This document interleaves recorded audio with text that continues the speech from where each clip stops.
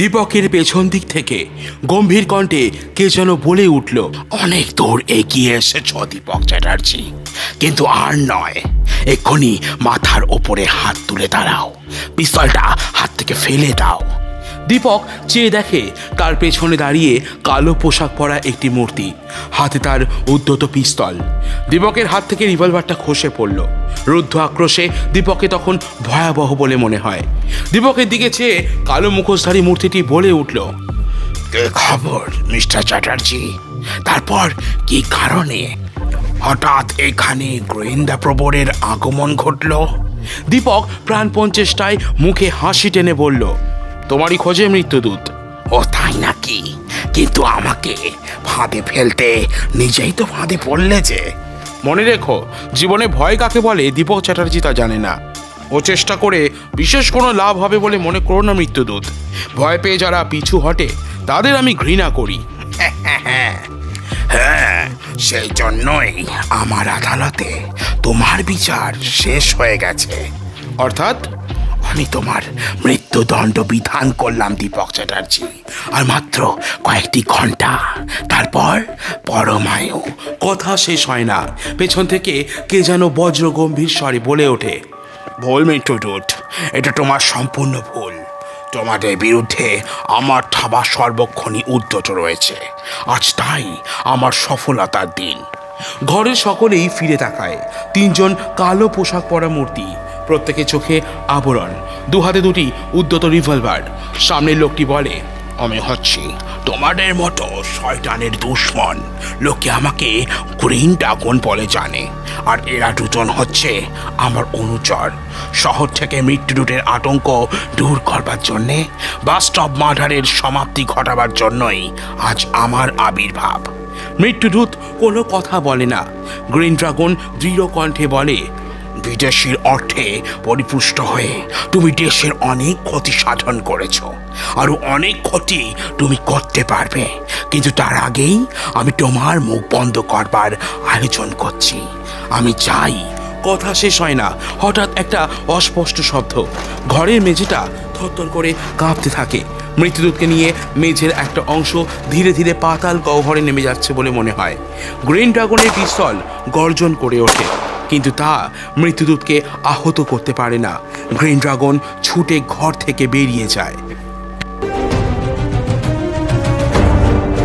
এটি একটি কাল্পনিক উপন্যাস। বাস্তবে এর সাথে মিল নিতান্তই আকস্মিক এবং কাকতালীয়। ধূমপান এবং মদ্যপান স্বাস্থ্যের পক্ষে ক্ষতিকারক, এতে ক্যান্সার হয়। নমস্কার, আমি লোকনাথ। গল্প অ্যান্ড গোং চ্যানেলে আপনাদেরকে স্বাগত। বিভিন্ন স্বাদের গল্প উপন্যাস শুনতে আমাদের চ্যানেলটিকে ফলো করুন এবং সাবস্ক্রাইব করে পাশে থাকুন। আজকের উপন্যাস স্বপন কুমারের কাহিনী গ্রিন ড্রাগন। গল্পের সূত্রধার এবং বিভিন্ন চরিত্রে আমি লোকনাথ। কলকাতা শহরের কোনো এক শহরতলির একটি জীর্ণ বাড়ির একতলার একখানা প্রায় অন্ধকার একটি ঘর। বাড়িখানি ছিল বিরাট এক জমিদারের। কোথাও এক অতীত দিনে এর চত্বরে চত্বরে সুরের লহরী আর নর্তকীর নৌপূর্ণিক কণ গুঞ্জন করে ফিরত, কিন্তু সে আজ অনেক দিনের পুরনো কথা। বাড়িখানির দিকে চেয়ে আজ শুধু দীর্ঘশ্বাস বেরিয়ে আসে। ইট বের করা বড় বড় জীর্ণ থামগুলো আজ শুধু অতীত সমৃদ্ধির নীরব সাক্ষী। বিভিন্ন অংশে ভাগ হয়ে যাবার পর বহুদিন আগেই বাড়ির মালিকেরা এ বাড়ি ছেড়ে চলে যায়। এ বাড়ির মালিক পুরনো জমিদার বংশের কেউ আজ বেঁচে আছে কিনা জানা যায় না, তবে বর্তমানে এখানে কেউ থাকে না। কালো সুট পরা দোহারা চেহারার একটি লোক একতলার একটি ঘরে চুপচাপ বসেছিল, মুখে তার কালো আবরণ। পরপর দুবার সে হাততালি দিল। ঘরের মধ্যে প্রবেশ করলো দুজন লোক। তোমরা বহুদিন পরে আবার আমার আহ্বান পেয়েছ। লোক দুটির দিকে চেয়ে কালো পোশাক পরা মূর্তি বলে, কিন্তু তোমাদের আমি বিনা কারণে ডাকিনি। বিশেষ কাজে তারায় আবার আমাকে ব্যস্ত হয়ে তোমাদের ডাকতে হয়েছে। তা আমরা জানি কর্তা। লোক দুটির মধ্যে একজন উত্তর দেয়, হ্যাঁ, কিছুদিন যাবৎ কোনো এক অজ্ঞাত আততায়ী মৃত্যুদূত বলে নিজেকে পরিচয় দিয়ে শহরের বুকে একের পর এক নরহত্যা ও লুঠত রাজ করে চলেছে। অবশ্য পুলিশ বিভাগও চুপ করে বসে নেই। প্রাইভেট ডিটেকটিভ দীপক চ্যাটার্জিও এই কেসে হাত দিয়েছেন, কিন্তু গত 2 মাসের মধ্যে এই কেসের কোনো সুরাহা হয়নি। এই মৃত্যুদূতকে অবিলম্বে তার কাজ থেকে বিরত করতে না পারলে এই শহরে আমার প্রতিপত্তি লোপ পাবে। তাছাড়া লোকে জানে যেখানেই বিপদের আহ্বান সেখানেই সাধারণ মানুষ আর পুলিশ বিভাগ অক্ষম হয়ে দীর্ঘশ্বাস ছাড়ে। সেখানে আবির্ভূত হই আমি। তাই গ্রিন ড্রাগনকে তারা শ্রদ্ধা করে, গ্রিন ড্রাগনের নামে তারা মাথা নত করে। কিন্তু এই কেসে তো আমরা প্রকাশ্যে পুলিশ বিভাগকে সাহায্য করতে পারবো না। তাই পুলিশ বিভাগ ছাড়া গোয়েন্দা বিভাগের কর্মপদ্ধতির বাইরে যে পথ ধরে আমরা মৃত্যুদূতের লীলা খেলা শেষ করতে পারবো, সেই পথ আমি ইতিমধ্যে স্থির করে ফেলেছি। গ্রিন ড্রাগনের 2 জন বিশ্বস্ত অনুচর ছোট্টু আর মানিকলাল বলে, আজকে দৈনিক কাগজে একটা খবর বের হয়েছে স্যার। জানি। গ্রিন ড্রাগন ধীর কণ্ঠে বলে, সংবাদপত্র এবং সাধারণ মানুষের কাছে মৃত্যুদূতের খবর গোপন রাখবার চেষ্টা করা হয়েছিল, কিন্তু বহু চেষ্টা সত্ত্বেও তা গোপন থাকেনি। কয়েকখানা পত্রিকা খবরটা জেনে ফেলবার সঙ্গে সঙ্গেই আলোড়ন পড়ে গেছে। বাংলার বাণী পত্রিকা তো রীতিমতো একটা বিভাগ খুলে ফেলেছে এই বাস স্টপ মার্ডার সম্বন্ধে বিভিন্ন খবরাখবর পরিবেশন করবার জন্যে। তবে আজকের দৈনিক কাগজে কি খবর ছাপা হয়েছে তা আমি এখনও দেখিনি। আচ্ছা স্যার, আমার কাছে আজকের বাংলার বাণী একখানা আছে, এনে দিচ্ছি। ছোট্টু একখানা বাংলার বাণী দৈনিক পত্রিকা এনে তুলে দেয় গ্রিন ড্রাগনের হাতে। সে সেটা বেশ মনোযোগ দিয়ে পড়তে থাকে। তাতে ছাপা হয়েছিল, আবার মৃত্যুদূত, 3 নম্বর বাস স্টপেজে পাঞ্জাবি ড্রাইভারের মৃতদেহ, বাস স্টপ মার্ডারের 4র্থতম অধ্যায়। পুলিশ কর্তৃপক্ষ আর কোনো ব্যক্তিকে গ্রেপ্তার করেনি। বিগত কিছুদিন ধরে মৃত্যুদূত নামক জনৈক অজ্ঞাত আততায়ী দ্বারা যে অদ্ভুত ধরনের হত্যাকাণ্ড পরপর অনুষ্ঠিত হচ্ছে তা যেমন আকস্মিক তেমনি অভিনব। মৃত্যুদূতকে তা আজ অবধি প্রকাশ পায়নি। তবে প্রতিটি ক্ষেত্রেই যেসব হত্যাকাণ্ড তার দ্বারা অনুষ্ঠিত হয়েছে তার কাছেই মৃত্যুদূত এই কথা লেখা একখানা করে কার্ড পাওয়া গেছে। এ পর্যন্ত এই ধরনের 4টি হত্যাকাণ্ড সংঘটিত হয়েছে। প্রত্যেক ক্ষেত্রেই বাস স্টপেজের কাছে একটি করে মৃতদেহ পাওয়া যায় বলে আমরা এই কেসগুলিকে বাস স্টপ মার্ডার বলে বর্ণনা করেছি। প্রত্যেক ক্ষেত্রেই খুব ভোরে বাস স্টপেজে মৃতদেহ আবিষ্কৃত হয়। এবার 3 নম্বর বাস রুটের ওপরে নিউ আলিপুর অঞ্চলে একজন পাঞ্জাবির মৃতদেহ পাওয়া গেছে। আরও জানা গেল লোকটি ট্যাক্সি ড্রাইভারের কাজ করত, এই অঞ্চলেই সে থাকত। কাজ শেষ করে খুব ভোরে সে বাড়ি ফিরে আসছিল। পথে তার উপরে কখন আক্রমণ হলো তা কেউ জানে না। এর আগে নিহত হয়েছিল 3 জন লোক। 1 নম্বর হচ্ছে একজন মুসলমান কসাই, তার দেহ পাওয়া গিয়েছিল চিতপুর রোডের একটা বাস স্টপেজের ওপর। 2 নম্বর হচ্ছে একজন তাসের জুয়ারি, গভীর রাতে সে জুয়া খেলা শেষ করে পায়ে হেঁটে বাড়ি ফিরছিল। পথিমধ্যে বাস স্টপেজে কখন তাকে হত্যা করা হয়েছে তা জানা যায়নি। 3 নম্বর অবশ্য বেশ একজন ধনী লোক, বড় একটা নাইট পার্টি শেষ করে তিনি ফিরে আসছিলেন বাড়িতে। ইতিমধ্যে কে বা কারা তাকে বাস স্টপেজের ওপরেই হত্যা করে। পথেধারী পাওয়া গেছে তার মৃতদেহ। এবারেরটি নিয়ে এই ধরনের হত্যার সংখ্যা হলো 4টি। অবশ্য প্রত্যেক ক্ষেত্রেই মৃত্যুদূত নামাঙ্কিত কার্ড মৃতদেহের পাশে পাওয়ার ফলে আমরা নিঃসন্দেহ হয়েছি যে একজন লোক বা একটা দল গোপনে এই কাজ করছে। বিশ্বস্ত সূত্রে জানা গেল প্রখ্যাত ডিটেকটিভ দীপক চ্যাটার্জি এই কেসগুলির মীমাংসার ভার নিয়েছেন। তিনি আপ্রাণ চেষ্টা করছেন এক মীমাংসার জন্যে, কিন্তু এর কোনো সমাধান তার দ্বারা এখনও সম্ভব হয়নি। তবে দীপকবাবু এই কেসে হাত দেওয়ার পর একটি বিষয় সফল হয়েছেন। একজন পুরনো দাগি আসামিকে এই দলের সঙ্গে সংশ্লিষ্ট সন্দেহে গ্রেপ্তার করেছিলেন দীপকবাবু 2 জন পুলিশ অফিসারের সাহায্যে। কিন্তু পরদিন থানার গারদের মধ্যেই সেই লোকটিকে মৃত অবস্থায় পাওয়া গেছে। আমরা চাই দ্রুত এই কেসের মীমাংসা হোক। শহরের বুকে যেভাবে একটির পর একটি খুন হচ্ছে তাতে সাধারণ মানুষ বড় বেশি ভীত সন্ত্রস্ত হয়ে পড়েছে। যদি পুলিশ পরিবেষ্টিত গারদের মধ্যে এভাবে মানুষ খুন হতে পারে, তবে সাধারণ মানুষ পুলিশ বিভাগের ওপর আস্থা রাখে কী করে? তবে কি সাধারণ মানুষের জীবন শুধুমাত্র মৃত্যুদূতের দয়ের ওপরে নির্ভর করবে? অনেকক্ষণ ধরে কাগজখানা পড়ে গ্রিন ড্রাগন তার 2 বিশ্বস্ত অনুচরের দিকে চেয়ে বলে, তোমরা কিভাবে কেসে অগ্রসর হতে বলো? এই যেভাবে সুবিধা হবে তা আমাদের চেয়ে আপনি অনেক ভালো বুঝবেন স্যার, তাই আমাদের কাছে নির্দেশ চেয়ে। হ্যাঁ, কিন্তু এ কেসে এখন আমাদের হাত দেওয়া উচিত কিনা এই কথাই তোমাদের কাছে জানতে চাই। হ্যাঁ নিশ্চয়ই, শুধু খুনিকে ধরাই নয়, আমাদের মনে হয় এর মধ্যে বিরাট রাজনৈতিক চক্রান্ত রয়েছে। ঠিকই ধরেছ। এই কেসের সমাধান করতে পারলে আমরা অন্য দিক দিয়েও লাভবান হব। মৃত্যুদূত শুধু বিরাট একটা দলের প্রতিভূ মাত্র। তোমরা জানো, বর্তমান ভারতে বিদেশি দুটি রাষ্ট্রের বহু সংখ্যক গুপ্তচর ছড়িয়ে আছে। একদিকে আছে আমেরিকার গুপ্তচর, অন্যদিকে আছে রাশিয়ার গুপ্তচর। বর্তমানে কমিউনিস্ট শাসিত দেশের যে অসংখ্য গুপ্তচর এদেশে আছে, তাদের অর্গানাইজেশনই বেশি শক্তিশালী। সম্প্রতি মার্শাল বুলগানিন এদেশে এসে ভারতের সঙ্গে রাশিয়ার মৈত্রী সুপ্রতিষ্ঠিত করে গেছেন। তা জানি আমরা, কিন্তু এই কেসের সঙ্গে তার কি সম্পর্ক থাকতে পারে? নিশ্চয়ই আছে। আমি এ পর্যন্ত যেটুকু কাজ করেছি তাতে জেনেছি এই ধরনের রক্তহীন মৃত্যুর কারণ কোনো এক বিদেশি গুপ্তচরদের জিঘাংসা বৃত্তি। তারা এদেশে একটা বিরাট ভয়ের সঞ্চার করতে চায়, রাশিয়ান পক্ষের গুপ্তচরদের পরপর হত্যা করে। তাছাড়া তাতে এদেশে অরাজকতাও বৃদ্ধি পাবে। কিন্তু ওদের দল তো সুসংহত নয় স্যার। গারদের মধ্যে বন্দি একজন মানুষকে হত্যা করা, সেটা কোনো বিশেষ যন্ত্রের সাহায্যে ঘটেছে। এই কেমন করে?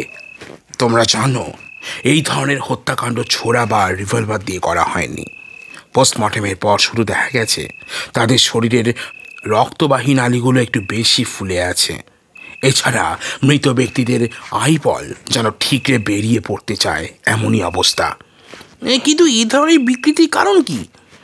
নতুন ধরনের কোনো মারণাস্ত্রই এর কারণ। এই ধরনের বিচিত্র হত্যা নিশ্চয়ই সাধারণ মানুষকে আতঙ্কিত করে তুলবে। তাই আমরা যদি অবিলম্বে এ ব্যাপারে মাথা না ঘামাই, তবে কি বিভৎস কাণ্ড যে অতঃপর ঘটবে তা কল্পনা করা যায় না। কিন্তু গোয়েন্দা দীপক চ্যাটার্জিও তো এই ব্যাপারে হাত দিয়েছেন বলে শুনেছি। তিনি কিছুটা সফল হতে পারেন হয়তো, কিন্তু যেভাবে এরা সাধারণ মানুষকে একের পর এক চোখের নিমেষে হত্যা করে চলেছে, তাতে তার জীবনও যে কোনো মুহূর্তে বিপন্ন হতে পারে। তাই আমাদের উচিত অবিলম্বে এ কেসে হাত দেওয়া। ছোট্টু ও মানিকলাল এই কথার কোনো উত্তর দেয় না। বাস স্টপ মার্ডার সংক্রান্ত ব্যাপারে দীপক কিন্তু সত্যি নিশ্চেষ্ট ছিল না, কিন্তু শুধুমাত্র গোটা কয়েক ছাড়া ছাড়া সূত্র দিয়ে এই কেসটা ধরে বেশি দূর এগোতে পারেনি। দীপকের অনুরোধে লালবাজার পুলিশ হেডকোয়ার্টার্স থেকে ব্যবস্থা করা হয়েছিল ভোরের দিকে কতকগুলি গাড়ি নির্দিষ্ট বাস রুট ধরে পেট্রোল দিতে থাকবে। রাত 4টের সময় থেকে এত কড়াকড়িভাবে পুলিশ ভ্যান বাস রুটগুলোর ওপর পেট্রোল দিতে শুরু করলো যে সকলে অবাক হয়ে শুধু ভাবতে লাগলো কি করে পুলিশের পক্ষে এত কড়াকড়ি সম্ভব। পুলিশের কর্মক্ষমতায় সাধারণ মানুষ অনেক বেশি আস্থাবান হয়ে উঠল। এদের মধ্যে আব্দুল নামে এক পুরনো দাগি আসামিকে বাস রুটের ওপরে ঘোরাফেরা করতে দেখে পুলিশের মনে সন্দেহ জাগে। আব্দুলকে বিনা প্রমাণে গ্রেপ্তার করা হলো সন্দেহজনক গতিবিধির জন্যে। সঙ্গে তার পাওয়া গেল বিচিত্র কতকগুলো যন্ত্রপাতি। সেসব যন্ত্রপাতি সম্পর্কে তখন পর্যন্ত কিছুই জানতে পারা যায়নি। আব্দুলকে গ্রেপ্তার করে গারদে আটকে রাখা হয়েছিল। তারপর মাত্র কয়েক ঘন্টা জীবিত ছিল সে। বাস স্টপ মার্ডারে যেভাবে অপরাধীকে হত্যা করা হয়, ঠিক সেইভাবেই এক্ষেত্রেও আব্দুলকে হত্যা করা হলো। এই ধরনের আকস্মিক বিপত্তি দীপকের ধারণার বাইরে ছিল। তবু এ ব্যাপারে একেবারে হতাশ হয়ে পড়েনি দীপক। সে বেশ ভালোভাবেই জানত যে যন্ত্রটি আব্দুলের কাছে পাওয়া গেছে সেটাও বিরাট একটা সূত্র বহন করছে। এমনিভাবেই কাজ চলছিল, কিন্তু আব্দুলের কাছে পাওয়া অদ্ভুত যন্ত্রটির রহস্যের কোনো সন্ধান করতে পারেনি দীপক। দু একজন ইঞ্জিনিয়ারের সঙ্গে দেখা করেও যন্ত্রটির বিষয়ে কোনো হদিশ পায়নি সে। এ ব্যাপারে সে কি করবে ভাবছে। এমন সময় তার মনে পড়ল বিখ্যাত চিকিৎসাবিদ রেডিওলজিস্ট ডক্টর স্যানিয়েলের কথা। ডক্টর স্যানিয়েলের চেম্বারে তাই সেদিন সন্ধ্যায় যন্ত্রটি নিয়ে দীপককে দেখা গেল। দীপক এ ব্যাপারে সম্পূর্ণ অনভিজ্ঞ, তাই প্রথমেই সে ডক্টর স্যানিয়েলের কাছে যন্ত্রটি নিয়ে তার মেকানিজম সম্বন্ধে জানতে চাইল। ডক্টর স্যানিয়েল মৃদু হেসে বললেন, এর সঙ্গে কি সম্প্রতি সংঘটিত বাস স্টপ মার্ডারে কোনো সম্বন্ধ আছে? হ্যাঁ, তাহলে অবশ্যই এই বিষয় নিয়ে ভালোভাবে চিন্তা করা উচিত, কারণ হয়তো এর ওপরেই সমস্ত কেসটা নির্ভর করবে। বেশ ভালো করে যন্ত্রটি ঘুরিয়ে ফিরিয়ে অনেকক্ষণ ধরে পরীক্ষা করেন ডক্টর স্যানিয়েল। এক দৃষ্টে ডক্টর স্যানিয়েলের কর্মপদ্ধতি লক্ষ্য করে দীপক। মৃদু হেসে ডক্টর স্যানিয়েল বলেন, যদিও এই ধরনের যন্ত্র একেবারে নতুন, তবু এর কর্মপদ্ধতির বিষয় কিছুটা ধারণা করতে পারা যায়। কিরকম? দীপক উৎসুক হয়। দেখুন মিস্টার চ্যাটার্জি, এই যন্ত্রটি যদিও সম্পূর্ণ নতুন, তবু এর বিভিন্ন অংশগুলো নতুন নয়। এগুলো প্রায় সবই আমেরিকার তৈরি। সব মিলিয়ে এর কার্যপদ্ধতি যা জানা যাচ্ছে তা অদ্ভুত, সন্দেহ নেই। মানুষের দেহে কিংবা যে কোনো জীবজন্তুর দেহে এর থেকে নিঃসৃত রশ্মির প্রয়োগের সঙ্গে সঙ্গে তার রেডিও অ্যাক্টিভিটি সম্পূর্ণ স্তব্ধ হয়ে যায়। তার ফলে সেই প্রাণীর মৃত্যু ঘটতে বাধ্য।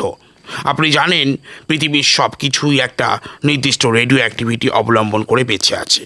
কোথাও এতটুকু গোলমাল ঘটা মাত্রই অনিবার্যভাবে তার কর্মক্ষমতা বন্ধ হয়ে যাবে। এই যন্ত্রের রশ্মি দ্বারা যে কোনো প্রাণী বা যন্ত্রের কর্মক্ষমতা বন্ধ করা যেতে পারে। কিন্তু সামান্য একজন দস্যু মৃত্যুদূত, ইতিমধ্যে সে এমন কোন ক্ষমতার অধিকারী হলো যার ফলে সে এই ধরনের যন্ত্র হস্তগত করতে সক্ষম হলো?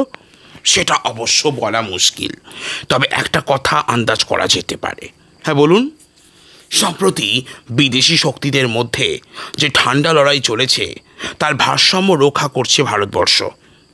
আজ ভারতের মুখ চেয়েই বিশ্বশক্তি প্রহর গুনছে। এক্ষেত্রে রাশিয়া যখন ভারতের বুকে প্রভাব বিস্তার করতে সক্ষম হয়েছে, তখন তার বিপরীত শক্তি চেষ্টা করতে থাকবে চিরদিনের জন্য এদের কর্মক্ষমতা বন্ধ করতে। তাই রাশিয়ার পক্ষে কর্মরত যেসব গুপ্তচর আছে তাদের ধ্বংস করার চেষ্টা করবেই এই বিপরীত পক্ষের লোকেরা। দীপক বলে, সত্যি ডক্টর স্যানিয়েল, এই যন্ত্রের সম্বন্ধে মোটামুটি কথাগুলো জানতে পেরে আমার খুব সুবিধা হলো। আমি এবার এই দলের লোকগুলোর বিষয়ে অবহিত হতে পারবো, এতে আমার পক্ষে সুবিধা হবে। কিন্তু একটা কথা। হ্যাঁ, বলুন।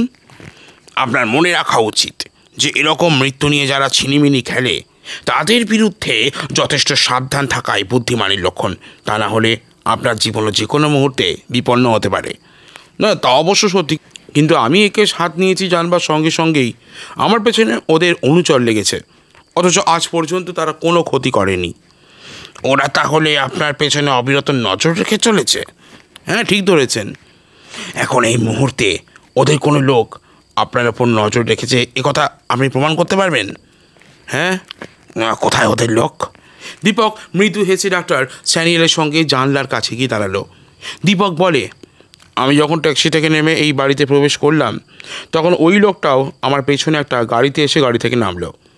আমি বাড়ির মধ্যে প্রবেশ করলাম, ও ওখানে চুপ করে দাঁড়িয়ে আছে। ওই দেখুন, উল্টো ফুটপাতে ওই ধুতি আর গরদের পাঞ্জাবি পরা লোকটা এখনও দাঁড়িয়ে আছে। দেখেছি। তাহলে আমার ধারণা কি ভুল? না, কিন্তু একটা বিষয় আমি ভাবছি, সুযোগ পেয়েও আপনাকে ওরা হত্যা করছে না কেন? দীপক ইচ্ছে করেই জবাবটা এড়িয়ে যায়। সে প্রশ্ন করে, আচ্ছা ডক্টর স্যানিয়েল, মৃত্যুদূতের দল বেছে বেছে ঠিক ভোরবেলায় হত্যাকাণ্ড চালায় কেন? আমিও তা নিয়ে ভাবছি। একটা কথা অবশ্য আমার মনে হয়েছে, জানি না সেটা কতটা সত্যি। হ্যাঁ, বলুন দেখি, আপনার কি অনুমান? আমার ধারণা, কোনো লোক একটু নিরিবিলিতে না থাকলে তাকে এই যন্ত্রের সাহায্যে হত্যা করা বিপজ্জনক। আর চুপচাপ কেউ দাঁড়িয়ে না থাকলে চলন্ত অবস্থার কোনো মানুষকে হত্যা করার মধ্যেও বিপদ আছে যথেষ্ট। তাই ভোরবেলা নির্জনে যখন এসে এই হতভাগ্য লোকগুলো বাস স্টপেজে অপেক্ষা করে, তখনই অতর্কিতে মৃত্যুদূতের করাল গ্রাস এসে এদের চিরতরে ঘুম পাড়িয়ে যায়। বাহ, চমৎকার ধারণা আপনার ডক্টর স্যানিয়েল। দীপক উচ্ছ্বসিত হয়ে ওঠে। ক্রিমিনালদের মোডাস অপারেন্ডি আমরা প্রায় অর্ধেক জেনে ফেলেছি। ডক্টর স্যানিয়েল কোনো কথা বলেন না, শুধু মৃদু হাসি ফুটে ওঠে তার ঠোঁটের কোণে। ডক্টর স্যানিয়েলের বাড়ি থেকে বের হয়ে দীপক সোজা পথ ধরে এগিয়ে চলে। পেছনে অপরিচিত লোকটা তাকে অনুসরণ করে চলেছে। দীপক ইচ্ছে করেই ট্যাক্সি নেয় না, তার চেয়ে কিছু দূর হেঁটে চলা যাক, দেখা যাক পেছনের লোকটি কীভাবে তাকে অনুসরণ করে চলে। সে বেশ একটু কৌতূহলী হয়, কিন্তু আশ্চর্য, লোকটি একটি বড় মোড়ের কাছে এসে উল্টো দিকে চলতে শুরু করলো। তার জায়গায় নতুন একজন লোক দীপককে অনুসরণ করতে লাগলো। দীপক ওদের কর্মপদ্ধতি দেখে অবাক হলো। যাতে সে সন্দেহ করতে না পারে তাই এই ব্যবস্থা। একজন লোক কিছু দূর এসেই সরে যায়, তারপর আসে নতুন লোক। এমনি করে বিভিন্ন লোকের সাহায্যে কোনো একজন লোককে অনুসরণ করলে যাকে অনুসরণ করা হচ্ছে সে এতটুকু সন্দেহ করতে পারে না। দীপকের মাথায় নতুন চিন্তা, যদি আগের লোকটাকে বেশ একটু নিরাপদ দূরত্ব রেখে অনুসরণ করা হয় তখন কেমন হয়, কিন্তু তার আগে পেছনের অনুসরণকারীকে সরিয়ে দেওয়া উচিত। তা কি করে সম্ভব? হঠাৎ একটা চিন্তা দীপকের মাথায় উঁকি দিল, আর চিন্তার সঙ্গে সঙ্গেই কাজ। দীপক তাকে দেখলে একটা সরু গলি বেরিয়েছে বড় রাস্তা থেকে বাঁদিকে। সঙ্গে সঙ্গে দীপকের সমস্ত চিন্তার অবসান ঘটে। যেমন করেই হোক তার অনুসরণকারী লোকটিকে পেছন থেকে সরাতে হবে। সে হন হন করে সরু গলির মধ্যে দিয়ে ঢুকে অন্য দিক দিয়ে বেরিয়ে পড়ে। তারপর বাঁদিকে একটা দোকানে ঢুকে চুপচাপ অপেক্ষা করতে থাকে। পেছনের লোকটা সরু গলিতে ঢুকতে ভয় পায়। গলিপথে ঢুকে সে সবে 2-1 পা এগিয়ে গিয়ে কি করবে ভাবছে। এমন সময় পেছন থেকে আচমকা একটা আঘাত এসে পড়ে তার মাথায়। সরু গলিটার মধ্যে অন্য কোনো লোক ছিল না। সন্ধ্যার আধারে আঘাতকারী লোকটা গলি থেকে বেরিয়ে আসে পথে। দীপক কিছুক্ষণ অপেক্ষা করে। অনুসরণকারী লোকটাকে বের হতে না দেখে অবাক হয়। সেভাবে লোকটা বোধহয় ভয় পেয়ে আর তাকে অনুসরণ করছে না। আঘাতকারী লোকটা গলির অন্য মুখ দিয়ে বেরিয়ে এসেছিল। দীপক তার কথা কিছুই তখনও টের পায়নি। সে তখনও আগেই অনুসরণকারীকে ফলো করতে ব্যস্ত। কিছুটা পথ এগিয়ে দীপক দেখে আগেই অনুসরণকারী লোকটা একটা ট্যাক্সিতে উঠে বসলো। দীপক বুঝতে পারল এখন তাকে চোখের আড়াল করলে আর ধরা যাবে না। সে তাই একখানা গাড়ি রেখে তাতে চেপে বসলো। ট্যাক্সি ছুটে চলার পূর্ব মুহূর্তে আঘাতকারী লোকটি হঠাৎ দীপকের গাড়ির ঠিক পাশে দাঁড়িয়ে তার গাড়ির মধ্যে কি একটা ফেলে দিলে। দীপক সেটা কুড়িয়ে নেয়। ভালো করে দেখে সেটা একটি চিঠি। তাতে লেখা, প্রিয় ডিটেকটিভ দীপক চ্যাটার্জি, তুমি আজও আমাকে চিনতে পারোনি, কিন্তু আমার চোখ প্রতিনিয়ত তোমার প্রতিটি কাজে নিবদ্ধ আছে। মৃত্যুদূতের সঙ্গে তুমি যেই সংগ্রামে নেমেছ তাতে তুমি সফল হও আমি এই আশা করি। মৃত্যুদূতের বিরুদ্ধে সংগ্রামে যে ধৈর্যশীলতা, যে নিষ্ঠা, নিজের জীবন বিপন্ন করেও যে সাহসিকতা প্রয়োজন তা তোমার আছে বলে আমি জানি, আমি বিশ্বাস করি। মৃত্যুদূতের ব্যাপারে আমারও কৌতূহল কম নয়। তাই সুদীর্ঘ 1 বছর কাল চুপচাপ বসে থেকে আবার নতুন এই কাজে আমাকে নামতে হয়েছে। আমি জানি আমার সহযোগিতা, আমার সাহায্য তোমার কর্মক্ষমতাকে বাড়িয়ে তুলবে। যে লোকটি অর্থাৎ মৃত্যুদূতের যে অনুচর তোমায় অনুসরণ করছিল, গলির মধ্যে আমি তাকে আঘাত করে অজ্ঞান করেছি। এমনিভাবে আরও যদি কোনো বাধা তোমার সামনে এসে দাঁড়ায় তা তোমার পর থেকে সরাবার জন্যে আমি ঠিক একইভাবে সচেষ্ট হব। আজকের মতো এইটুকুই। এটি তোমার বন্ধু গ্রিন ড্রাগন। শুনছেন স্বপন কুমারের লেখা উপন্যাস গ্রিন ড্রাগন। এখনও আমাদের চ্যানেলটিকে সাবস্ক্রাইব না করে থাকলে অবশ্যই করে নিন। চিঠিখানা সম্পূর্ণ পড়ে দীপকের মাথার মধ্যে কেমন যেন গোলমাল শুরু হয়ে যায়। সে যেভাবে কাজে অগ্রসর হবে ভেবেছিল তা তো সম্ভব হয়ই না।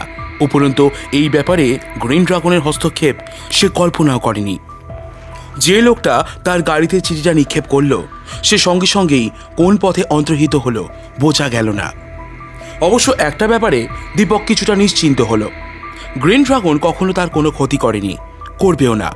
তার প্রতি কাজে সে সাহায্য করে চলেছে যাতে মৃত্যুদূতের মতো নৃশংস হত্যাকারী অবিলম্বে ধরা পড়ে, সেদিকে তার তীক্ষ্ণ দৃষ্টি। কিন্তু পুলিশ এবং আইনের চোখে গ্রিন ড্রাগন একজন আইন অমান্যকারী, একজন আউটল। গ্রিন ড্রাগনের চিন্তা দীপকের মাথা থেকে ক্রমশই সরে যায়। তার ট্যাক্সি আগের যে গাড়িখানাকে অনুসরণ করে চলছিল সেটা এসে থামে একটা হোটেলের সামনে। পার্ক স্ট্রিটের ওপরেই আলো ঝলমল অজস্র লোকের ভিড়ে বোঝাই মস্ত বড় হোটেলটা। সামনে বড় বড় নিয়ন লাইটে লেখা আছে বেলিভিট ক্যাফে। দীপক ভেতরে প্রবেশ করে। যে লোকটাকে সে অনুসরণ করেছিল সেও এর আগেই হোটেলের মধ্যে প্রবেশ করেছিল। দীপক বুঝতে পারে এই হোটেলের মধ্যে এদের কোনো একটা গুপ্ত আড্ডা আছে। সামনের মস্ত বড় হলঘরে অনেক নারী পুরুষের ভিড়। তারা সকলে ফিরে তাকায় দীপকের দিকে। দীপকের সুন্দর চেহারা ও অভিজাত ভঙ্গির মধ্যে প্রকাশ পায় এমন একটা ব্যক্তিত্ব যা সকলকেই তার দিকে আকর্ষণ করে। যে লোকটাকে দীপক অনুসরণ করে এসেছিল সে কিছুটা আগে আগে চলে হোটেলের বড় হলঘরটা পেরিয়ে একটা ছোট ঘরে গিয়ে ঢোকে। দীপক হলঘরেই একটা চেয়ারে বসে পড়ে। যে ঘরে লোকটা প্রবেশ করেছিল তার ঠিক সামনে বড় বড় হরফে লেখা ছিল প্রাইভেট। দীপক বুঝতে পারে তার ভেতরে প্রবেশের অধিকার তার নেই। হঠাৎ একটা চিন্তা দীপকের মাথায় খেলে যায়। সে জানতো এইসব বড় বড় হোটেলে তাসের জুয়া খেলা হয়ে থাকে। এই ধরনের জুয়া খেলা অবলম্বন করে অনেক বড় বড় ক্রিমিনালের ভিড় হয় এইসব জায়গায়। দীপক একজন বয়কে ডেকে কিছু খাবারের অর্ডার দিয়ে দেয়। তারপর সম্পূর্ণ খাবার শেষ করে একখানা 2 টাকার নোট বয়কে দিয়ে বলে, তোমারা বকশিস। বয় লম্বার সেরাম ঠুকে ট্রেটা নিয়ে এগিয়ে যাবে, তার আগেই হঠাৎ দীপক তাকে ডাকে, এই শোনো। এই কি স্যার? তুমি আমাকে একটু খেলার জায়গায় নিয়ে যেতে পারবে? এই খেলা? বয় অবাক হয়ে প্রশ্ন করে। দীপক বয়ের কানের কাছে মুখ নিয়ে ফিসফিস করে বলে, হ্যাঁ, তাস খেলা। বেশ মোটা বাজি রেখে খেলি আমি। বয় হেসে বলে, তাহলে ম্যানেজারকে আগে জিজ্ঞাসা করতে হবে স্যার, তা না হলে ভেতরে যাবার হুকুম নেই। বেশ, জিজ্ঞাসা করে এসো, দীপক উৎসুক কণ্ঠে বলে। তাহলে আপনি বসুন। আচ্ছা। লোকটা ভেতরে চলে যায়, ফিরে আসে মিনিট 2 কি আরও কিছু পরে। আপনি একবার ভেতরে আসবেন, ম্যানেজার বাবু দেখতে চান আপনাকে একবার। বেশ, চলো। দীপক লোকটার সঙ্গে সেই প্রাইভেট লেখা ঘরটির মধ্যে প্রবেশ করে। ছোট ঘর, বাইরে থেকে কোনো শব্দ ঘরের মধ্যে প্রবেশ করে না। দীপক বুঝতে পারে ঘরটা সাউন্ড প্রুফ। সে বুঝতে পারে ঘরের মধ্যে কোনো কথাবার্তা হলে সে শব্দও বাইরে যায় না। চেয়ারে একজন আইরিশ বসে। একটু আগে যে লোকটা ঘরের মধ্যে প্রবেশ করেছিল তাকে দেখা গেল না। সে যে কোন পথে বেরিয়ে গেছে দীপক তা বুঝতে পারে না। তোমার নাম? আইরিশ লোকটি ইংরেজিতে জিজ্ঞাসা করে। শোভনলাল। কোথায় থাকো? বর্তমানে কলকাতা, এর আগে ছিলাম রেঙ্গুনে। কি কাজ করা হয়? ধনী লোকের 5 ফরমাস খেটে টাকা উপায় করি, আর তাসে জুয়া খেলি। জুয়া খেলায় আমার হাত খুব পাকা। আমাকে খেলতে দিলে বুঝতে পারবেন আমার হাত কেমন সাফ। ও তাই নাকি? হ্যাঁ, 1 প্যাকেট তাস দিয়ে দিন, দেখিয়ে দিচ্ছি। আইরিশ লোকটি কৌতূহলী হয়ে ওঠে। সে ড্রয়ার থেকে 1 প্যাকেট তাস বের করে দীপকের দিকে এগিয়ে দেয়। দীপক তাসটা ভালো করে সাফল করে আইরিশ লোকটির সামনে রেখে বলে, কাটুন। আইরিশ লোকটি তাস কেটে নেয়। দীপক হাতের কৌশলে সাজানো তাস ওপরে নিয়ে তলার তাস বাটে। তারপর বলে, দেখুন আমার হাতে বড় তাস আছে। আশ্চর্য তো। তাস তুলে দেখে সে মন্তব্য করে, সত্যি তোমার ক্ষমতা আছে বটে শোভনলাল। তাহলে এখন বলুন কোথায় খেলা হয়? কিন্তু আমার কমিশন? যা লাভ হবে তাস শিখে আপনি পাবেন। আপনার নাম? Mister Morris. বেশ, তাহলে আমাকে নিয়ে চলুন খেলার ঘরে। কিন্তু খেলা তো এখানে হয় না, তোমাকে আমি খেলার জায়গায় পাঠিয়ে দিচ্ছি। বেশ। মিস্টার মরিস একটা ঘন্টার বোতামে চাপ দেন। টিং টিং শব্দ হয়। দীপক একটু বিস্মিত হয়, চিন্তিত হয় কিছুটা। সে জানে এই ঘর থেকে শব্দ বাইরে বের হয় না, তবে ঘন্টার বোতাম টিপছে কেন? কিন্তু আশ্চর্য, একজন গুন্ডা ধরনের লোক ঘরের মধ্যে প্রবেশ করে। এই খবর হরকিষাণ, কেউ আসেনি এখনো। আজ খেলা হবে কোথায়? 3 নম্বর আড্ডায়। কর্তা যাবেন সেখানে? না না, যদি যান তাহলে তো ওরা 10টা হবে। বেশ, তাহলে তুমি একে নিয়ে যাও সেখানে। হরকিষণ সন্দিগ্ধ দৃষ্টিতে দীপকের দিকে তাকায়। দীপক একটু হেসে বলে, আমি পুরনো লোক, তবে কলকাতায় এসেছি নতুন। ও, আপনার নাম? শোভনলাল। হ্যাঁ, নামটা নতুন বলেই মনে হচ্ছে বটে। এর আগে কোথায় ছিলেন? রেঙ্গুনে। ও বেশ, আসুন আমার সঙ্গে। দীপক হরকিষণের সঙ্গে বেরোতে বেরোতে ভাবে সারা বাড়ির সর্বত্র একটা গোপন যোগাযোগ বর্তমান রয়েছে। দীপক হরকিষণের দিকে চেয়ে প্রশ্ন করে, তোমাদের এখানে কি স্ট্যাকে খেলাধুলা হয়? সেসব আমি জানি না। আমি ও আড্ডার লিডার মিস্টার আয়ারের কাছে কিংবা মিস মেয়র কাছে নিয়ে যাব আপনাকে। যা কিছু কথা তাদের সঙ্গেই হবে। ও আচ্ছা। দুজনে বেরিয়ে এসে রাস্তার ওপর একটা ট্যাক্সিতে চেপে বসে। নিউ আলিপুর অঞ্চলের একটা ছোট গলির মুখে ট্যাক্সি দাঁড়ালো। দীপক হরকিষণের সঙ্গে গাড়ি থেকে নেমে গলির মধ্যে প্রবেশ করলো। একটু হেসে প্রশ্ন করলো, ও কজন থাকে আড্ডায়? এই 4-5 জন। মিস মেও কি তাদের মধ্যে একজন? হ্যাঁ। তিনি খেলেন বোধ হয়? মাঝে মাঝে। আচ্ছা, সবচেয়ে ভালো খেলে কে? মিস্টার আয়ার। তাহলে তার সঙ্গেই পরিচয় করিয়ে দেবে সবার আগে। আচ্ছা আচ্ছা, কিন্তু আমার কমিশন? 10%। দেখুন, হিসাবে গোলমাল করবেন না, কিন্তু সুবিধা হবে না। নিজেদের মধ্যে গোলমাল শোভনলাল ভালোবাসে না।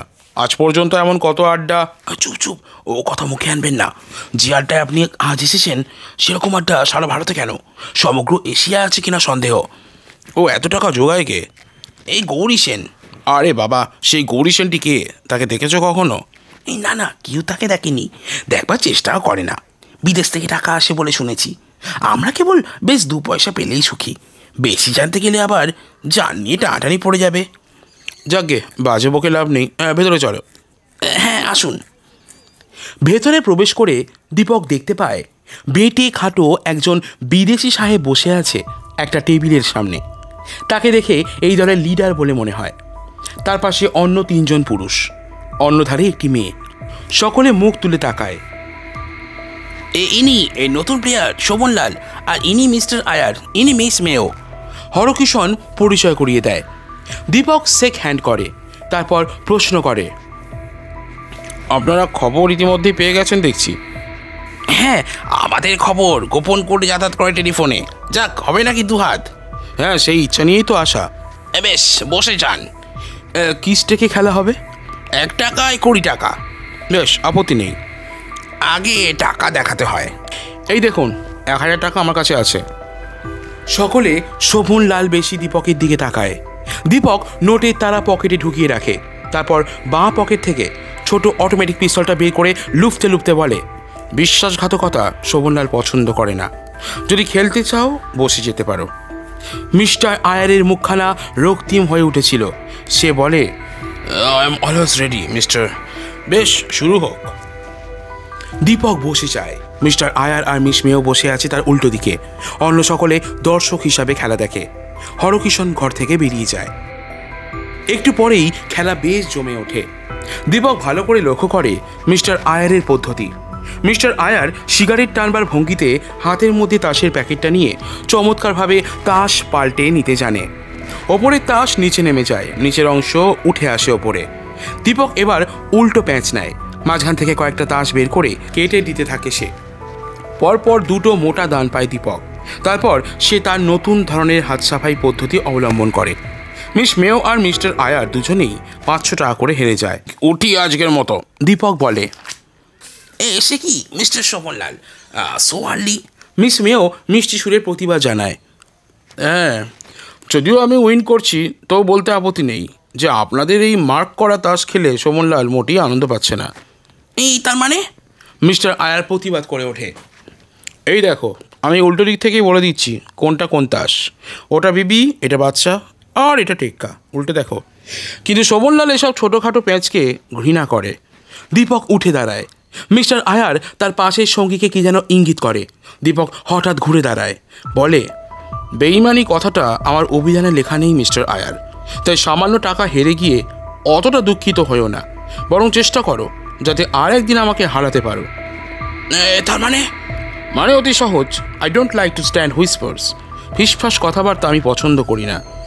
মিস্টার আয়ার হঠাৎ দৃঢ় ভঙ্গিতে বলে ওঠে, কিন্তু আজ অবধি এই আড্ডায় এসে কেউ জিতে যেতে পারেনি। কারণ আজ অবধি শোভনলালের মতো খেলোয়াড় এই আড্ডায় পা দেয়নি মিস্টার আয়ার। দীপক প্রতিবাদ করে। দীপক দরজার দিকে এগোয়। অকস্মাৎ শোনা যায় ঝনঝন শব্দ। ঘরের বাল ভেঙে যায় সশব্দে। দীপক সোজা মেঝের ওপর বসে পড়ে। সারা ঘর নিশ্চিদ্র অন্ধকারে আচ্ছন্ন হয়ে যায়। দীপকের জীবনে আর একটি সংকটময় মুহূর্ত ঘনিয়ে আসে। এরকম একটা অবস্থায় সম্মুখীন যে সে হতে পারে এই আশঙ্কা তার ছিল, তাই যতটা হওয়া স্বাভাবিক ততটা বিভ্রান্ত সে হয়নি। হঠাৎ একটা আর্তচিৎকার কানে ভেসে এলো। মিস্টার আয়ারের হাতের নিক্ষিপ্ত ছোড়া দলের একজনের গায়ে বিদ্ধ হয়েছে। দীপক ইতিপূর্বেই বুকের ওপর ভর দিয়ে জানালার কাছে গিয়ে উপস্থিত হয়েছিল। মিস্টার আয়ারের লক্ষ্য ছিল দরজার দিকে। যে কোনো মুহূর্তে যে কোনো দরজা দিয়ে শোভনলাল পালাবে, এই ধারণাটাই ছিল মিস্টার আয়ারের মনে। কিন্তু ইতিমধ্যে দীপক দোতলার জানলা গলিয়ে একতলায় লাফিয়ে পড়ল। সত্যই দীপকের ভাগ্য ভালো। বাড়ির পেছনে ছিল ঘন জঙ্গল আর ঝোপ।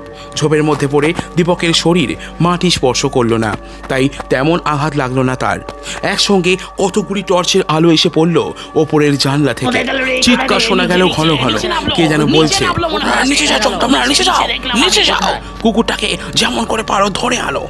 একজন বলল, একটা টিকটিকি নয় তো? অন্যজন বলল, না, তাও হলে এত হাত সাফাই শিখলো কোত্থেকে? ও নিশ্চয়ই খেলোয়াড়, তবে এরকম মারামারি করা ভালো হয়নি। কথাবার্তা থেমে গেল। কয়েকজন লোক ওপর থেকে নিচে নেমে এলো, তারপর জঙ্গলের দিকে এগিয়ে এলো। কয়েক ঝলক আলো জঙ্গলের মধ্যে ঘোরাফেরা করতে লাগলো। দূরে একটা রিভলভারের শব্দ হলো। দীপক অবাক হলো, ওধারে রিভলভার ছুড়ল কে? মিস্টার আয়ারের দলের লোকেরা মনে করলো বোধহয় শোভনলাল ওধারেই পালিয়ে গেছে। তারা সকলে সেই দিকেই ছুটে চলল। দীপকের মনে হলো এ কি তবে গ্রিন ড্রাগনের কীর্তি? সে দীপককে রক্ষা করবার জন্যে মিস্টার আয়ারের দলবলকে ওধারে পাঠিয়েছে। কিন্তু মিস্টার আয়ার ও তার দলবলের সঙ্গে যদি গ্রিন ড্রাগনের সংঘর্ষ উপস্থিত হয়, দীপক আস্তে আস্তে উঠে দাঁড়ায়। ঘন অন্ধকারের মধ্যে দিয়ে সে পথ চলে। ধীরে ধীরে একটা পথ ধরে এগিয়ে সে জঙ্গলের প্রান্তে উপস্থিত হয়। তারপর একটা রাস্তা ধরে দ্রুত গতিতে হাঁটতে থাকে মোড়ের দিকে। পেছনে তখনও অস্পষ্ট শব্দ শোনা যাচ্ছে। দীপকের অপ্রস্তুত ভাবটা তখন কেটে গেছে। সে নিজেকে তৈরি করে নেয় মিস্টার আয়ারের দলবলের বিরুদ্ধে সংগ্রাম করবার জন্যে। হঠাৎ একটা কথা দীপকের মনে পড়ে, স্বয়ং মিস্টার আয়ার কি তবে মৃত্যুদূত? না, মৃত্যুদূতের কাছ থেকে মোটা টাকা সাহায্য পায় ওরা। সে থাকে সবার আড়ালে। আয়ার শুধু একটা দলের কর্তা। এমনই অনেক কটা দল আছে মৃত্যুদূতের, কিন্তু কোন সূত্র ধরে ওদের দলের বিরুদ্ধে অগ্রসর হওয়া যাবে? এরকম দু একটা চুনোপুটি নিয়ে অনর্থ সময় নষ্ট করলে চলবে না। আসল দলপতিকে খুঁজে বের করতে হবে। কোথায় এই বিরাট দলের আসল নায়ক? আসল অপরাধী কোন ছদ্মবেশের আড়ালে গা ঢাকা দিয়ে রয়েছে? দীপক চিন্তিত হয়ে ওঠে।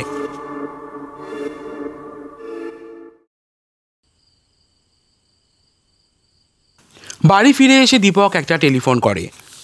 টেলিফোন ধরেন পুলিশ হেডকোয়ার্টার থেকে মিস্টার গুপ্ত। হ্যালো, এই কি খবর মিস্টার চ্যাটার্জি? মৃত্যুদূতের সমস্যা কতটা সমাধান করলেন? আমরা তো আপনার জন্য প্রতীক্ষা করছি ব্যাকুল আগ্রহ নিয়ে। সফল হয়েছি খানিকটা। দু একটা আড্ডার সন্ধান পেয়েছি, কিন্তু মৃত্যুদূত যে কে তা এখনো পর্যন্ত জানতে পারিনি। তাহলে উপায়? ভোরের দিকে সারা শহরে পুলিশ পেট্রোল ব্যবস্থা করে নিশ্চয়ই সুফল হয়েছে কিছু। হ্যাঁ, তাতে ভোরের বেলায় নতুন আরও কোনো হত্যাকাণ্ড ঘটেনি আজ পর্যন্ত।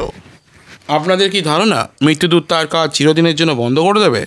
না না না, বরং উল্টো, কয়েকদিন বিশ্রাম করে সে আবার নতুন উদ্যোগে কাজ শুরু করতে পারে। তা অবশ্য হতে পারে, কিন্তু এরকম ধারণা আপনাদের হলো কেন? কারণ অতি সহজ। ঘন ঘন যে হত্যাকাণ্ড চালাতো সে কি চুপ করে বসে থাকতে পারে? তবে দলের যাদেরই আপনি দেখেন না কেন, আসল মৃত্যুদূত তাদের থেকে অনেক বেশি ভয়ঙ্কর। তা আমিও জানি মিস্টার গুপ্ত। সেজন্যই বলছি, অদ্ভুত এই পদ্ধতিতে নরহত্যা করে যে দল, তাদের বিরুদ্ধে আরও একটু সাবধানতা অবলম্বন করা উচিত। আজ আমি ছদ্মবেশে ওদের দলের দুটো আড্ডায় হানা দিয়েছিলাম। তবে এই সব গুন্ডারা দলপতির সেই যান্ত্রিক উপায়ে হত্যার বিষয়ে সম্পূর্ণ অজ্ঞ। কিন্তু দলপতির নজর আপনার উপর পড়তে কতক্ষণ? তা অবশ্য সত্যি। ডক্টর স্যানিয়েলের কাছে আমি তাই ওদের মৃত্যুরশ্মি নিক্ষেপকারী রেডিও অ্যাক্টিভ রেড প্রতিষেধক কোনো পোশাক তৈরি করা যায় কিনা সে বিষয়ে জল্পনা কল্পনা করছি। আমি আপনার সফলতা কামনা করি মিস্টার চ্যাটার্জি, তবে নিজেকে একটু সাবধানে রেখে। আপনার উদ্যোগের জন্য ধন্যবাদ। আর একটা কথা, দস্যু গ্রিন ড্রাগন সম্প্রতি আমাকে জানিয়েছে যে সেও মৃত্যুদূতের বিরুদ্ধে কাজ শুরু করেছে। সে যে গোপনে আমাকে সাহায্য করেছে এমন দু একটা প্রমাণ আমি পেয়েছি। তবে অবশ্য আপনি অনেক নিরাপদ থাকবেন বলে আশা করি। গ্রিন ড্রাগন নিজে আইন না মানলেও আইন এবং শৃঙ্খলা যারা পদদলিত করে, শত শত নিরীহ লোককে বিপদাপন্ন করে, গ্রিন ড্রাগন তাদের শাস্তি দেওয়ার চেষ্টা করে। তাই খবরটা শুনে বড় খুশি হয়েছি আমি। দীপক মৃদু হাসে। ডেপুটি পুলিশ কমিশনার হয়ে মিস্টার গুপ্ত যে একজন আইন অমান্যকারীর প্রশংসা করবেন, দীপক এটা আশা করতে পারেনি। সে একটু বিস্মিত হয়ে রিসিভার নামিয়ে রাখে। চ্যাটার্জি গুপ্ত অ্যান্ড কোম্পানি লিমিটেডের বিরাট মূলধনের কথা জানে না দক্ষিণ কলকাতায় এমন লোক খুব কম বললেই হয়। ম্যানেজিং ডিরেক্টর মিস্টার গুপ্তকে বাইরে থেকে দেখলে যে কেউ মনে করবে একজন দয়ালু, সদাশয় এবং নির্বিরোধ লোক। তিনি রোজ ঠিক 10টায় স্নান আহ্নিক সেরে যখন নিজের ছোট্ট হিন্দুস্তান গাড়িটাতে চড়ে অফিসের সামনে এসে নামেন, তখন অফিসের কর্মীদের থেকে শুরু করে সকলের মনেই এই ভাবটা প্রবল হয় যে এমন একজন লোক যখন কোম্পানির মধ্যে আছেন, তখন কোম্পানির ব্যবসায় কখনো কোনো লোকসান হতেই পারে না। কোম্পানির পাওনাদারেরা পর্যন্ত স্বীকার করে মিস্টার গুপ্ত এই কোম্পানিতে যতদিন আছেন ততদিন তাদের একটি পয়সারও গোলমাল হবার ভয় নেই। কথায় কথায় মিস্টার গুপ্ত এমনভাবে ঘুরিয়ে ফিরিয়ে শ্রী ভগবানের করুণার কথা গদগদ কণ্ঠে প্রচার করে অশ্রু সজল হয়ে ওঠেন যে লোকে স্বীকার করতে বাধ্য হয় তার মতো ধর্মপ্রাণ লোকের জন্যই কোম্পানির এত উন্নতি। এতটা শ্রী। মিস্টার চ্যাটার্জি যদিও কোম্পানির 4 আনা শেয়ারের মালিক, তবু তিনি অন্যান্য আরও নানা কাজে বড় বেশি ব্যস্ত থাকেন বলে কোম্পানির ছোটোখাটো ব্যাপারে হাত দিতে পারেন না। তিনি ছিলেন একটু নির্বিরোধ ভালো মানুষ। তাছাড়া বিভিন্ন সাধারণ প্রতিষ্ঠানের সঙ্গেও তিনি যুক্ত ছিলেন। যক্ষ্মা হাসপাতাল, নারী রক্ষা সমিতি থেকে শুরু করে অনেক ছোট বড় প্রতিষ্ঠানে পর্যন্ত তিনি মুক্ত হস্তে দান করেন এবং সেই সব প্রতিষ্ঠান পরিচালনার ব্যাপারে নিজেকে খুব বেশি ব্যাপৃত রাখেন বলে কোম্পানির বিষয়ে তিনি কিছুটা উদাসীন। কেবল মাঝে মাঝে তিনি এসে কোম্পানির হিসাবপত্র বুঝে নিয়ে প্রয়োজনীয় কাগজপত্রে সই করে দেন। অন্যান্য কাজের সাথে এদের আর একটা কাজ হলো বিভিন্ন লোককে শেয়ার মার্কেটের কেনা বেচায় সাহায্য করা। মাস থেকে দুপক্ষের কাছ থেকেই কমিশন নিয়ে দিনে দিনে কোম্পানির ভিত্তি দৃঢ়তর হচ্ছিল। এই ব্যবসায় এরা সবচেয়ে বেশি সাহায্য পাচ্ছেন ম্যানেজিং ক্লার্ক হরপ্রসন্ন চৌধুরীর কাছে। সত্যি কথা বলতে গেলে হরপ্রসন্ন বাবুই কোম্পানির নানা কলকবজা নিয়ে নিখুঁতভাবে নাড়াচাড়া করে থাকেন। মিস্টার গুপ্ত ও মিস্টার চ্যাটার্জি শুধুমাত্র বাইরে থেকে কোম্পানিকে ধরে দাঁড়িয়ে আছেন। প্রথমে দুজনে মাত্র 1015 টাকা নিয়ে কোম্পানির কাজ শুরু করেছিলেন, কিন্তু শেয়ার বিক্রি করে এবং লাভের অঙ্কে আজকে কোম্পানির মূলধন গিয়ে দাঁড়িয়েছে প্রায় 5 লক্ষ টাকায়। লোকে এই কোম্পানির ওপরে সত্যি আস্থাবান, কিন্তু প্রত্যেক বড় কোম্পানির মতোই এদের বাইরে কিছু কিছু দুর্নাম ছড়িয়ে পড়েছিল। লোকে বলতে শুরু করেছিল কোম্পানি ভেতরে ভেতরে ফাঁপা হয়ে উঠছে। যত টাকা গিয়ে জমা হচ্ছে ম্যানেজিং ডিরেক্টর মিস্টার গুপ্ত ও চ্যাটার্জির ব্যক্তিগত অ্যাকাউন্টে। এ ধরনের দুর্নামে কোম্পানির যদিও বিশেষ কিছু ক্ষতি হয় না, তবু একজন শেয়ার হোল্ডার একটু বিগড়ে যায়। সেদিন এই কোম্পানির একটা বিষয় নিয়ে আলোচনা করবার জন্যে এদের একজন বড় share holder mister Anil Sengupta এসে নামলেন তার বিরাট পন্টিয়াক গাড়িটাতে চড়ে। ওয়েস্টার্ন ইন্ডিয়ান অটোমোবাইলস এবং বিদ্যাধরী কটন মিলের তিনি ডিরেক্টর এবং তার ব্যাংক ব্যালেন্স বর্তমানে যে লাখ দশেকের কম নয়, একথা সর্বজনবিদিত। মিস্টার চ্যাটার্জি অন্যান্য দিনের মতো সেদিনে উপস্থিত ছিলেন না। মিস্টার গুপ্তই তাকে অভ্যর্থনা জানালেন। আসুন mister Sengupta, so fortunate to meet you. কি সৌভাগ্য আমার, শ্রী ভগবানের ইচ্ছা যে আজ আপনার সাথে দেখা করিয়ে দিলেন। আপনাকে একটা বিষয় প্রয়োজন ছিল। মিস্টার সেনগুপ্ত একটু বিরক্তভাবে বললেন। প্রয়োজন থাকলে তো আপনি আমাকে ফোন করতেই পারতেন। গত সপ্তাহ তিনেকের মধ্যে আমি তো এদিকের কোনো সংবাদ পর্যন্ত পাইনি। ও, তাতে হয়েছে কি? নিশ্চয়ই পাবেন। Is it so? আপনার কোম্পানির কিন্তু বড় দুর্নাম হচ্ছে বাজারে, অথচ আপনি তার প্রতিবাদও করছেন না। এমনিভাবে চললে কোম্পানি নিশ্চয়ই যে একটা জটিল অবস্থার সম্মুখীন হবে, এ সম্বন্ধে আমি স্থির নিশ্চয়। ওসব ভিত্তিহীন অমূলক দুর্নাম অনেকেরই থাকে, কিন্তু প্রমাণ শ্রী ভগবানের কৃপায় কাগজপত্র। বাজারের অবস্থা খারাপ হলে শ্রী ভগবান আপনাকে রক্ষা করবেন না, এ কথা ভুলে যাচ্ছেন মিস্টার গুপ্ত। না না, আপনি রাখছেন কেন মিস্টার সেনগুপ্ত? দেখুন, শ্রী ভগবান গীতায় বলেছেন এটা পাঠশালা নয় মিস্টার গুপ্ত, এটা একটা বিজনেস প্লেস, একটা বিজনেস ট্র্যাডিশন আপনি নিশ্চয়ই মানবেন। না না, নিশ্চয়ই, তাই মেনেছি বলেই তো আজ শ্রী ভগবানের কৃপায় মূলধন। দেখুন, কোম্পানির মূলধন শ্রী ভগবান বাড়িয়েছেন না ভগবান দাস আগরওয়ালা বাড়িয়েছে, সে খবরে আমার প্রয়োজন নেই। আমি কোনো কারণেই ভিত্তিহীন কথা নিয়ে মাথা ঘামাই না বা তাই নিয়ে বিশেষ কোনো খোঁজ খবর করি না। কিন্তু কি মিস্টার সেনগুপ্ত, কোন ভিত্তির সন্ধান আপনি হঠাৎ পেলেন বলুন তো? দেখুন, আপনি নিশ্চয়ই ভুই ফোর নন মিস্টার গুপ্ত, কিংবা হঠাৎ রাতারাতি আপনি গচিয়ে ওঠেননি। আপনার পূর্ব জীবন সম্বন্ধে কিছু কিছু সন্ধান আমি পেয়েছি এবং তার উপরে ভিত্তি করেই। What do you mean mister Sengupta? আপনি কোম্পানির বড় শেয়ার হোল্ডার হতে পারেন, কিন্তু এ ধরনের পার্সোনাল আক্রমণ আমি কোনোদিনই সহ্য করব না। I will not tolerate. Shri ভগবানের অভিসম্পাতে আপনি দেখুন, এই যে রাস্তার কোনো একটা তাসের আড্ডা নয় যে যা তা বাজে বকলেই হলো। আপনি কি অস্বীকার করেন যে আপনি এর আগে দক্ষিণ ভারতে ম্যাঙ্গানিজের কারবার করতেন একজন ধনী মারোয়ারির সঙ্গে শেয়ারের টাকায়? আচ্ছা, বলে যান। একদিন মধ্যরাতে সে মারোয়ারি হঠাৎ হার্টফেল করে মারা যান, প্রায় লাখ 3 টাকা রেখে। তা লোকে কি হার্টফেল করে মরতেও পারে না? শ্রী ভগবান? না না, তা নয়, আপনারাই তো একটি মূর্তিমান শ্রী ভগবান কিনা এই আমাদের সন্দেহ। অর্থাৎ মানে লোকে মুখে শুনতে পাচ্ছি আপনি কোনো প্রকারে তার হাটের এমন একটি অবস্থা করিয়েছিলেন যে কোত্থেকে পাগলামি আপনার মাথায় দানা বেঁধেছে? পাগলামি নয় মিস্টার গুপ্ত, সেই মারোয়ারির একমাত্র কন্যা মিস বাজোরিয়া এখন দক্ষিণ ভারতের একটি স্কুলে মাস্টারি করে নিজের গ্রাসাচ্ছাদন করে। এটাও কি আপনি মিথ্যা বলতে চান? আপনি কি বলতে চান যে আমি কোনো রকমে সেই ব্যক্তির মৃত্যুকে আসন্ন করে তুলে তার সমস্ত টাকা আত্মসাৎ করেছি? এক্স্যাক্টলি। কিন্তু আপনি জানেন না মিস্টার সেনগুপ্ত, বাজারে কোম্পানির নামে যা দেনা ছিল তা দিতেই আমাদের সম্পূর্ণ মূলধনের 12 আনা খরচ হয়ে যায়। বাকি টাকার ঠিক অর্ধেক মানে 4,000 টাকা আমি মিস বাজোরিয়ার হাতে দিয়ে আসি। হ্যাঁ, 1.5 লাখ টাকার মধ্যে 4,000 টাকা দিয়ে আপনি যে সত্যি মহানুভবতার পরিচয় দিয়েছিলেন তা আমি অস্বীকার করি না। এসব পুরনো কথার বাজে অজুহাত দেখিয়ে আপনি কি বলতে চান মিস্টার সেনগুপ্ত? বলতে আমি কিছুই চাই না। একটা ক্ষোভের চিহ্ন অনিল সেনগুপ্তের সারা মুখে ছড়িয়ে পড়ে। মুখ বেঁকিয়ে নাকটা ছিটকে তিনি বলেন, আমি বলতে চাই না বিশেষ কিছুই। আপনার ব্যবসার পেছনে বর্তমানে কোনো অভিসন্ধি লুকিয়ে আছে কিনা শুধু জানতে চাই সেটুকু।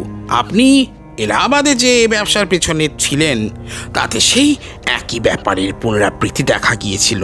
আপনি একটি ধনী সুন্দরী বিধবার সর্বনাশ করেছিলেন। তাকে বিয়ে করে 3 মাস পরেই তাকে আত্মহত্যা করতে বাধ্য করেন, আর তার সমস্ত সম্পত্তি গ্রাস করে এসেছেন নতুন উদ্যমে কলকাতার বুকে এই ব্যবসার সূত্র ধরে। আত্মহত্যাটাও কি আমার দোষে? হ্যাঁ, লোকে বলে এর মধ্যে আপনারও হাত ছিল। লোকের দুর্নাম রটিয়ে যে স্বার্থ আছে, তাদের সাথে আবার কি থাকতে পারে? এই আপনার মতো লোকদের মিথ্যা উত্তেজিত করা? হয়তো তাই, কিন্তু বর্তমানে মুখের কথায় ভুলে আপনার কোম্পানিতে 8 টাকা ফেলে রাখতে পারছি না। আমি আমার অংশের টাকা ফেরত পেতে ইচ্ছা করি। অন্য কোনো ব্যবসায় খাটতে পারলে বোধহয় এর চেয়েও বেশি লাভ হতে পারে। কিন্তু মিস্টার চ্যাটার্জির সাথে একবার কথা বলা দরকার তো। যাক, কত টাকা আছে আপনার কোম্পানির মধ্যে?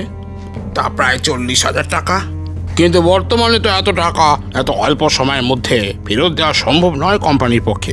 কিছুটা সময় পেলে অবশ্য। হ্যাঁ, তবে কি আপনি ঘোর প্যাচের মধ্যে ফেলে এভাবে জটিলতার সৃষ্টি করতেই চান মিস্টার গুপ্ত?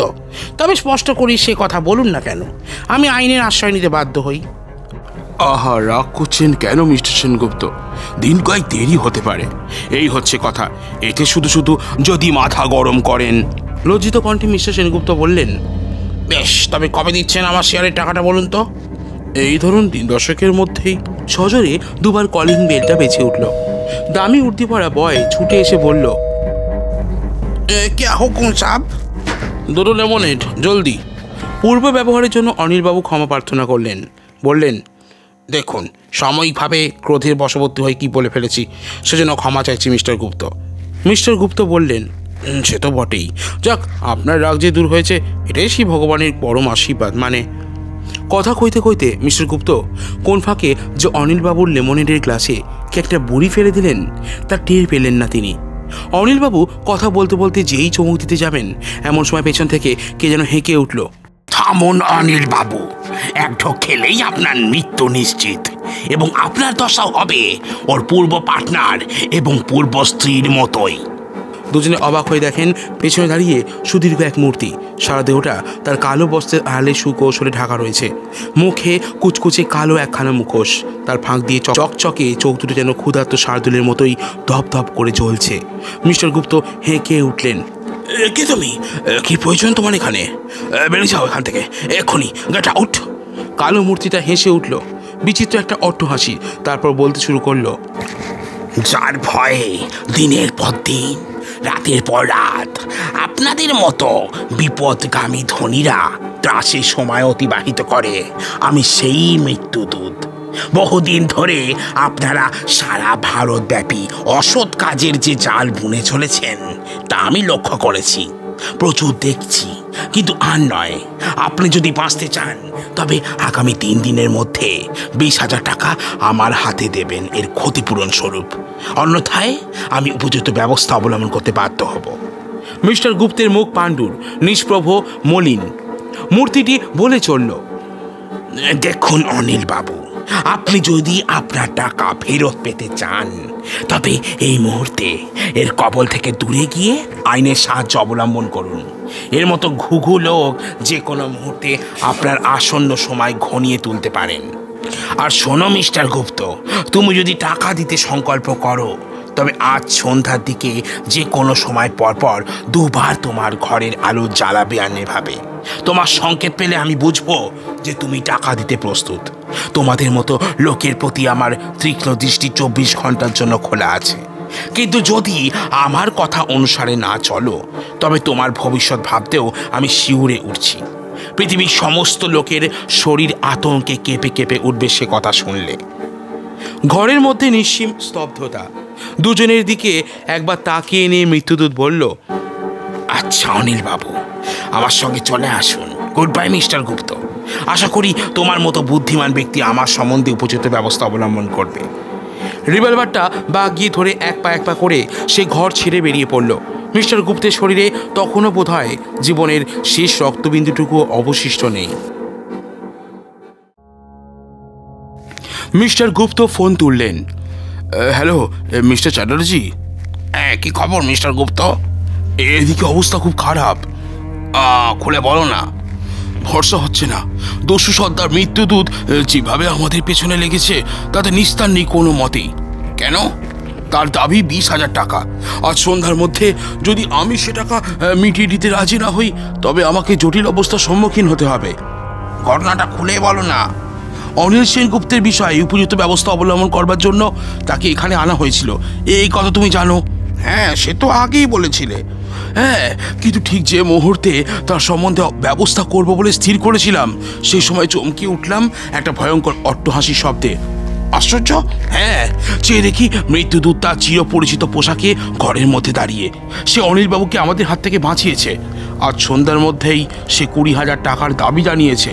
সেটা সম্পূর্ণ না করলে তার হাত থেকে আমাদের নিস্তার নেই, এ কথা সে জানিয়ে গেছে বেশ স্পষ্ট ভাষায়। এখন কি করবে ঠিক করেছ?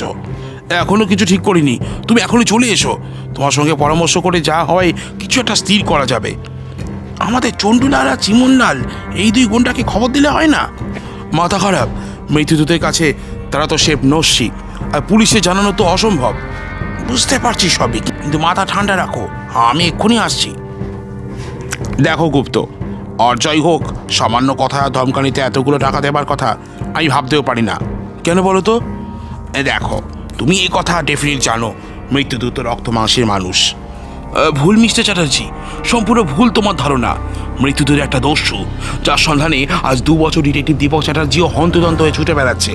তার কাছে আমরা তো অতি সামান্যই। বুঝলাম তো সবই, কিন্তু এখন কর্তব্য কি? এক কাজ করা যাক, আমাদের দলে আরও কিছু গুন্ডা অ্যাপয়েন্ট করা হোক। তারা দিনরাত এই অফিস ঘরটিতে পাহারা দেবে। কারণ এই কথা তুমি জানো যে পাছে পুলিশ আমাদের হিসাবপত্র টের পায়। এই জন্য ব্যাংকে খুব অল্প টাকা রাখবার ব্যবস্থা আমি করেছি। বাকি প্রায় 4 লাখ টাকা ওই কোণের দিকে ছোট সেফটার মধ্যে আছে। প্রত্যেকটি থলিতে আছে 25,000 টাকা করে। কিন্তু এতটা বিপদের ঝুঁকি নেওয়া কি উচিত নয়? কেন শুনি? কিছু না, আমাদের চাই শুধু আরও 3টে গুন্ডা। তারা তাদের দলমল সমেত এই বাড়িটাকে পাহারা দেবে। সেটা তো ভাবনার কথা। ভাবনার কথা নয় মিস্টার চ্যাটার্জি। মিস্টার চ্যাটার্জি আর মিস্টার গুপ্ত সবিস্ময়ে চেয়ে দেখলেন তাদের পেছনে এসে দাঁড়িয়েছে পুলিশের পোশাক পরা 4 জন লোক। প্রত্যেকের হাতে একটি করে অটোমেটিক পিস্তল। তোমরা কে? মিস্টার গুপ্ত অসহায়ভাবে প্রশ্ন করলেন। সে কথা জিজ্ঞাসা করতে হয়, পাছে আপনি পুলিশে জানান, তাই আমাদের আসতে হলো পুলিশের ছদ্মবেশে। যে বেশেই আমরা আসি না কেন, আমি হচ্ছি সেই মূর্তিমান মৃত্যুদূত, আর এরা আমার আদি ও অকৃত্রিম সহচর। কি চাও তোমরা?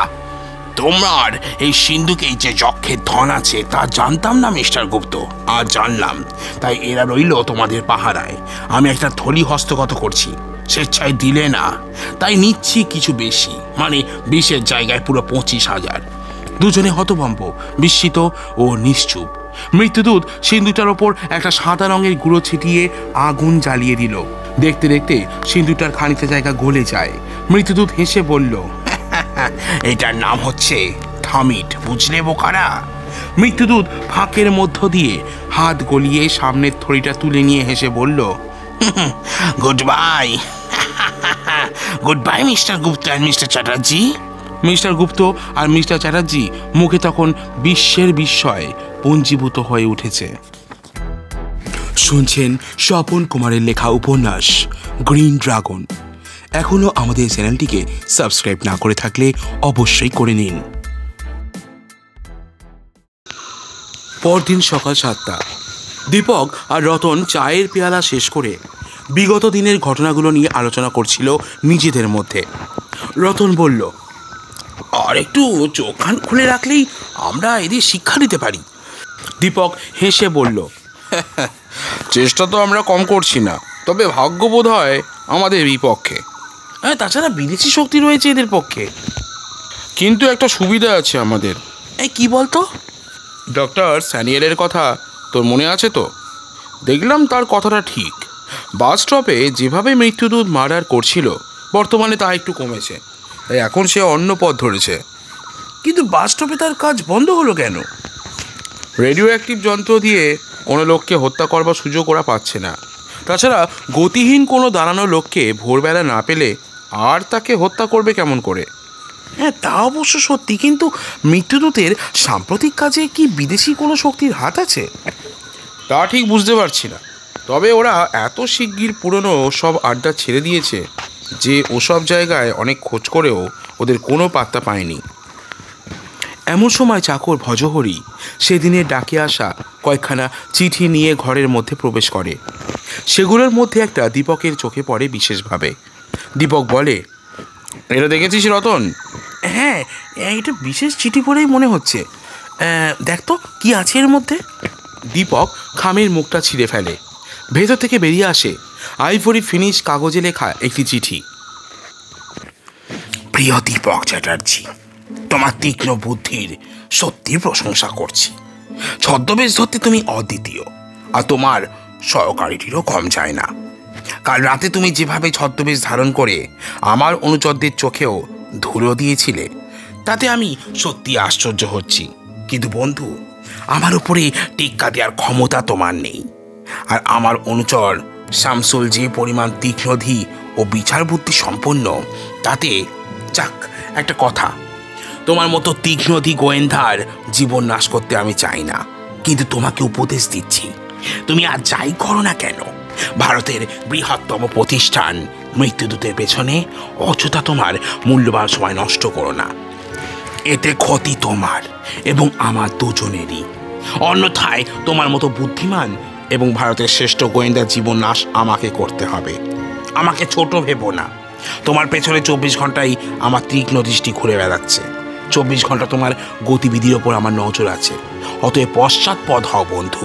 এটি তোমার হিতকাঙ্ক্ষী বন্ধু মৃত্যুদূত। চিঠিখানা ছুঁড়ে দিয়ে দীপক বলল, অসহ্য অসহ্য।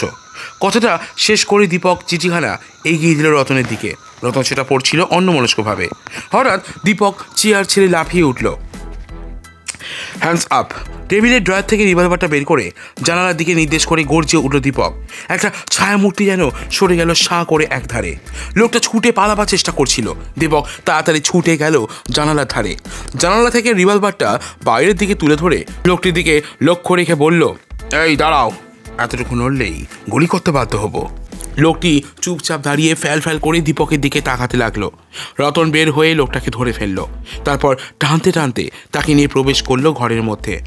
এই, তুমি এখানে দাঁড়িয়ে কি করছিলে? লোকটা ভয় ভয় বলল, আমি কিছু জানি না বাবু, আমি গরিব মানুষ।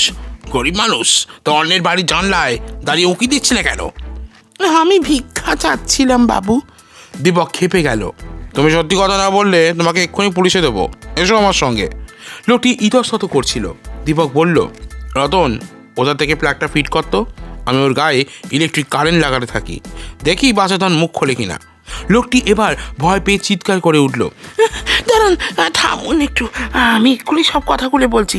দীপক বলল, কিন্তু এক ফোঁটা মিথ্যে কথা বলেছ কি সঙ্গে সঙ্গে তোমার কথা বন্ধ করে দেওয়ার ব্যবস্থা আমি করব? না না বাবু, আমি ওসব প্যাচের মধ্যে নেই। একজন লম্বা মতো লোক এসে ঘরের মধ্যে কি কি কথাবার্তা হচ্ছে তা আমাকে শুনতে বললো। আর আমি যদি সব কথা খুলে বলি তবে আমাকে 50 টাকা দেবে বলে স্বীকার করেছে। তার মধ্যে আমাকে 10 টাকা অগ্রিম দিয়েছে। এই দেখুন বাবু, আমি গরিব মানুষ। দীপক বলল, সত্যি কথা বলছো তো? যদি জানতে পারি যে তোমার একটি কথাও সত্যি নয়, তবে উপযুক্ত ব্যবস্থা। না না হুজুর, আমি কোনো কথাই মিথ্যে বলিনি। মিথ্যা কথা বলে লাভ কি বলুন? আচ্ছা যাও, এবারের মতো মুক্তি পেলে বটে, তবে যদি ভবিষ্যতে কোনো দিন তেমন কিছু দেখি। না না হুজুর, এই নাকে খত দিচ্ছি, আর কখনো আমি তেমন কিছু করব না। লোকটিকে মুক্তি দিতেই সে যে পথে এসেছিল সে পথেই ছুটে পালালো। দীপক সেদিকে চেয়ে রতনকে বলল, এই ওকে ফলো কর, কিন্তু সাবধান যেন কেউ টের না পায়। রতন ঘাড় নেড়ে ঘর ছেড়ে বেরিয়ে পড়ল। ঢং ঢং করে দূরের পেটা ঘড়িতে 6টা বাজল। সারাদিন অজস্র ঘোরাঘুরি করে ক্লান্ত হয়ে পড়েছিল রতনলাল। একটা লোক যে কোনো মানুষকে এত ঘোরাতে পারে তা ছিল তার ধারণার বাইরে। লোকটা দেখতে বেশ খানিকটা নিরীহ গোছের সন্দেহ নেই, কিন্তু তার মনে যে এতটা ঘোর প্যাঁচের বুদ্ধি খেলতে পারে তা রতন কল্পনাও করতে পারেনি। বিভিন্ন ট্রাম, বাস, ট্যাক্সি করে সে অজস্র ঘুরল। তারপর মাঝে মাঝে নানা বাড়ির মধ্যে ঢুকে পড়ে আবার ঘণ্টাখানেকের মধ্যে বের হয়ে জোরে চলতে শুরু করে দেয়। এই ধরনের ঘোরাঘুরি যে কোনো লোকের পক্ষে আশ্চর্যজনক তা সন্দেহ নেই। সন্ধ্যার দিকে টালিগঞ্জ গ্রামে একটা ট্রামে উঠে বসলো লোকটা। রতনা পেছনের গাড়িতে উঠে চুপচাপ বসে রইল। ট্রাম ডিপোয় নেমে লোকটা আর একটা লোকের সঙ্গে গল্প করতে করতে ঢুকলো একটা রেস্টুরেন্টে। সেখানে তার সঙ্গে জুটলো দাঁত উঁচু আরেকটা লোক। সেই লোকটার চেহারা পূর্বের লোকটির চেয়ে আরও বেশি সন্দেহজনক ও মারাত্মক। তাছাড়া দুজনে যেভাবে ফিসফিস করে কথা বলছিল এবং মাঝে মাঝে চারদিকে সন্দেহপূর্ণ চোখে দৃষ্টি নিক্ষেপ করছিল, তাতে সন্দেহ আরও দৃঢ়তর হওয়া স্বাভাবিক। রতনের চেহারায় তখন আমূল পরিবর্তন। তাকে দেখলে একটা অতি সাধারণ কারখানার মজুদ ছাড়া আর কিছু বলা চলে না। তাছাড়া তার চাউনিটা দেখে তাকে একজন বোকা বলে মনে হওয়াই স্বাভাবিক। দেখতে দেখতে আধ ঘন্টা কেটে গেল। দুজনে চুপচাপ বসে রইল, কিন্তু কেউই খেয়াল করলো না যে তাদের পকেট থেকে ছোট একটা কাগজ ঠিকরে পড়লো মেঝের ওপর। কিছুক্ষণ পরে দুজনে ধীরে ধীরে উঠে বেরিয়ে গেল ঘর ছেড়ে। রতনের লুব্ধ চোখ কাগজটার ওপরে আঁচড়ে পড়ল। সে এগিয়ে গিয়ে কাগজের টুকরোটা তুলে নিল। তাতে ছোট ছোট অক্ষরে লেখা, 13 নম্বর, আজ রাত 9টায় বেহালার নিউ ভ্যালি হোটেলের পেছনে 64 নম্বর কোঠিতে বৈঠক বসবে। তোমাদের পারিশ্রমিক সেইখানেই পাবে। ইতি মৃত্যুদূত। চিঠিটা পড়েই রতনের মুখটা যেন আলোক উদ্ভাসিত হয়ে উঠল। হোটেল থেকে বেরিয়ে লোক দুটির খোঁজে তাকিয়ে দেখে যে তারা দুজনে মিলে একটা বাদামি রঙের গাড়িতে উঠে বসলো এবং গাড়িটাও তাদের দুজনকে তুলে নিয়ে শিকারি ঈগলের মতো তীব্র বেগে অদৃশ্য হয়ে গেল। রতন মিনিট 10 চুপচাপ বসে আর 1 কাপ চা নিঃশেষ করলো। তারপর বিলটা মিটিয়ে হোটেলের বাইরে এসে একটা পাবলিক টেলিফোনে গিয়ে ফোনটা তুলে বলল, হ্যালো সাউথ। তারপর দীপকের সাথে তার অনেকক্ষণ ধরে সাংকেতিক ভাষায় কথাবার্তা হলো। বাইরের কারোর পক্ষেই তা বোঝা সম্ভব নয়। কথা শেষ করে টেলিফোনটা রেখে আবার রতন পথে পা দিল। রাত তখন 8:30। কলকাতার জনকোলাহল থেকে দূরে বেহালার একটি নির্জন অংশ। শীতের রাত। সন্ধ্যার পর থেকেই নেমে আসে কুয়াশার সাদা জবনিকা। ঝিঁঝি ডাকে, ব্যাঙেরা তোলে ঐকতান। সরু সরু পথ, মাঝে মাঝে ছোট বড় ডোবা আর পুকুর।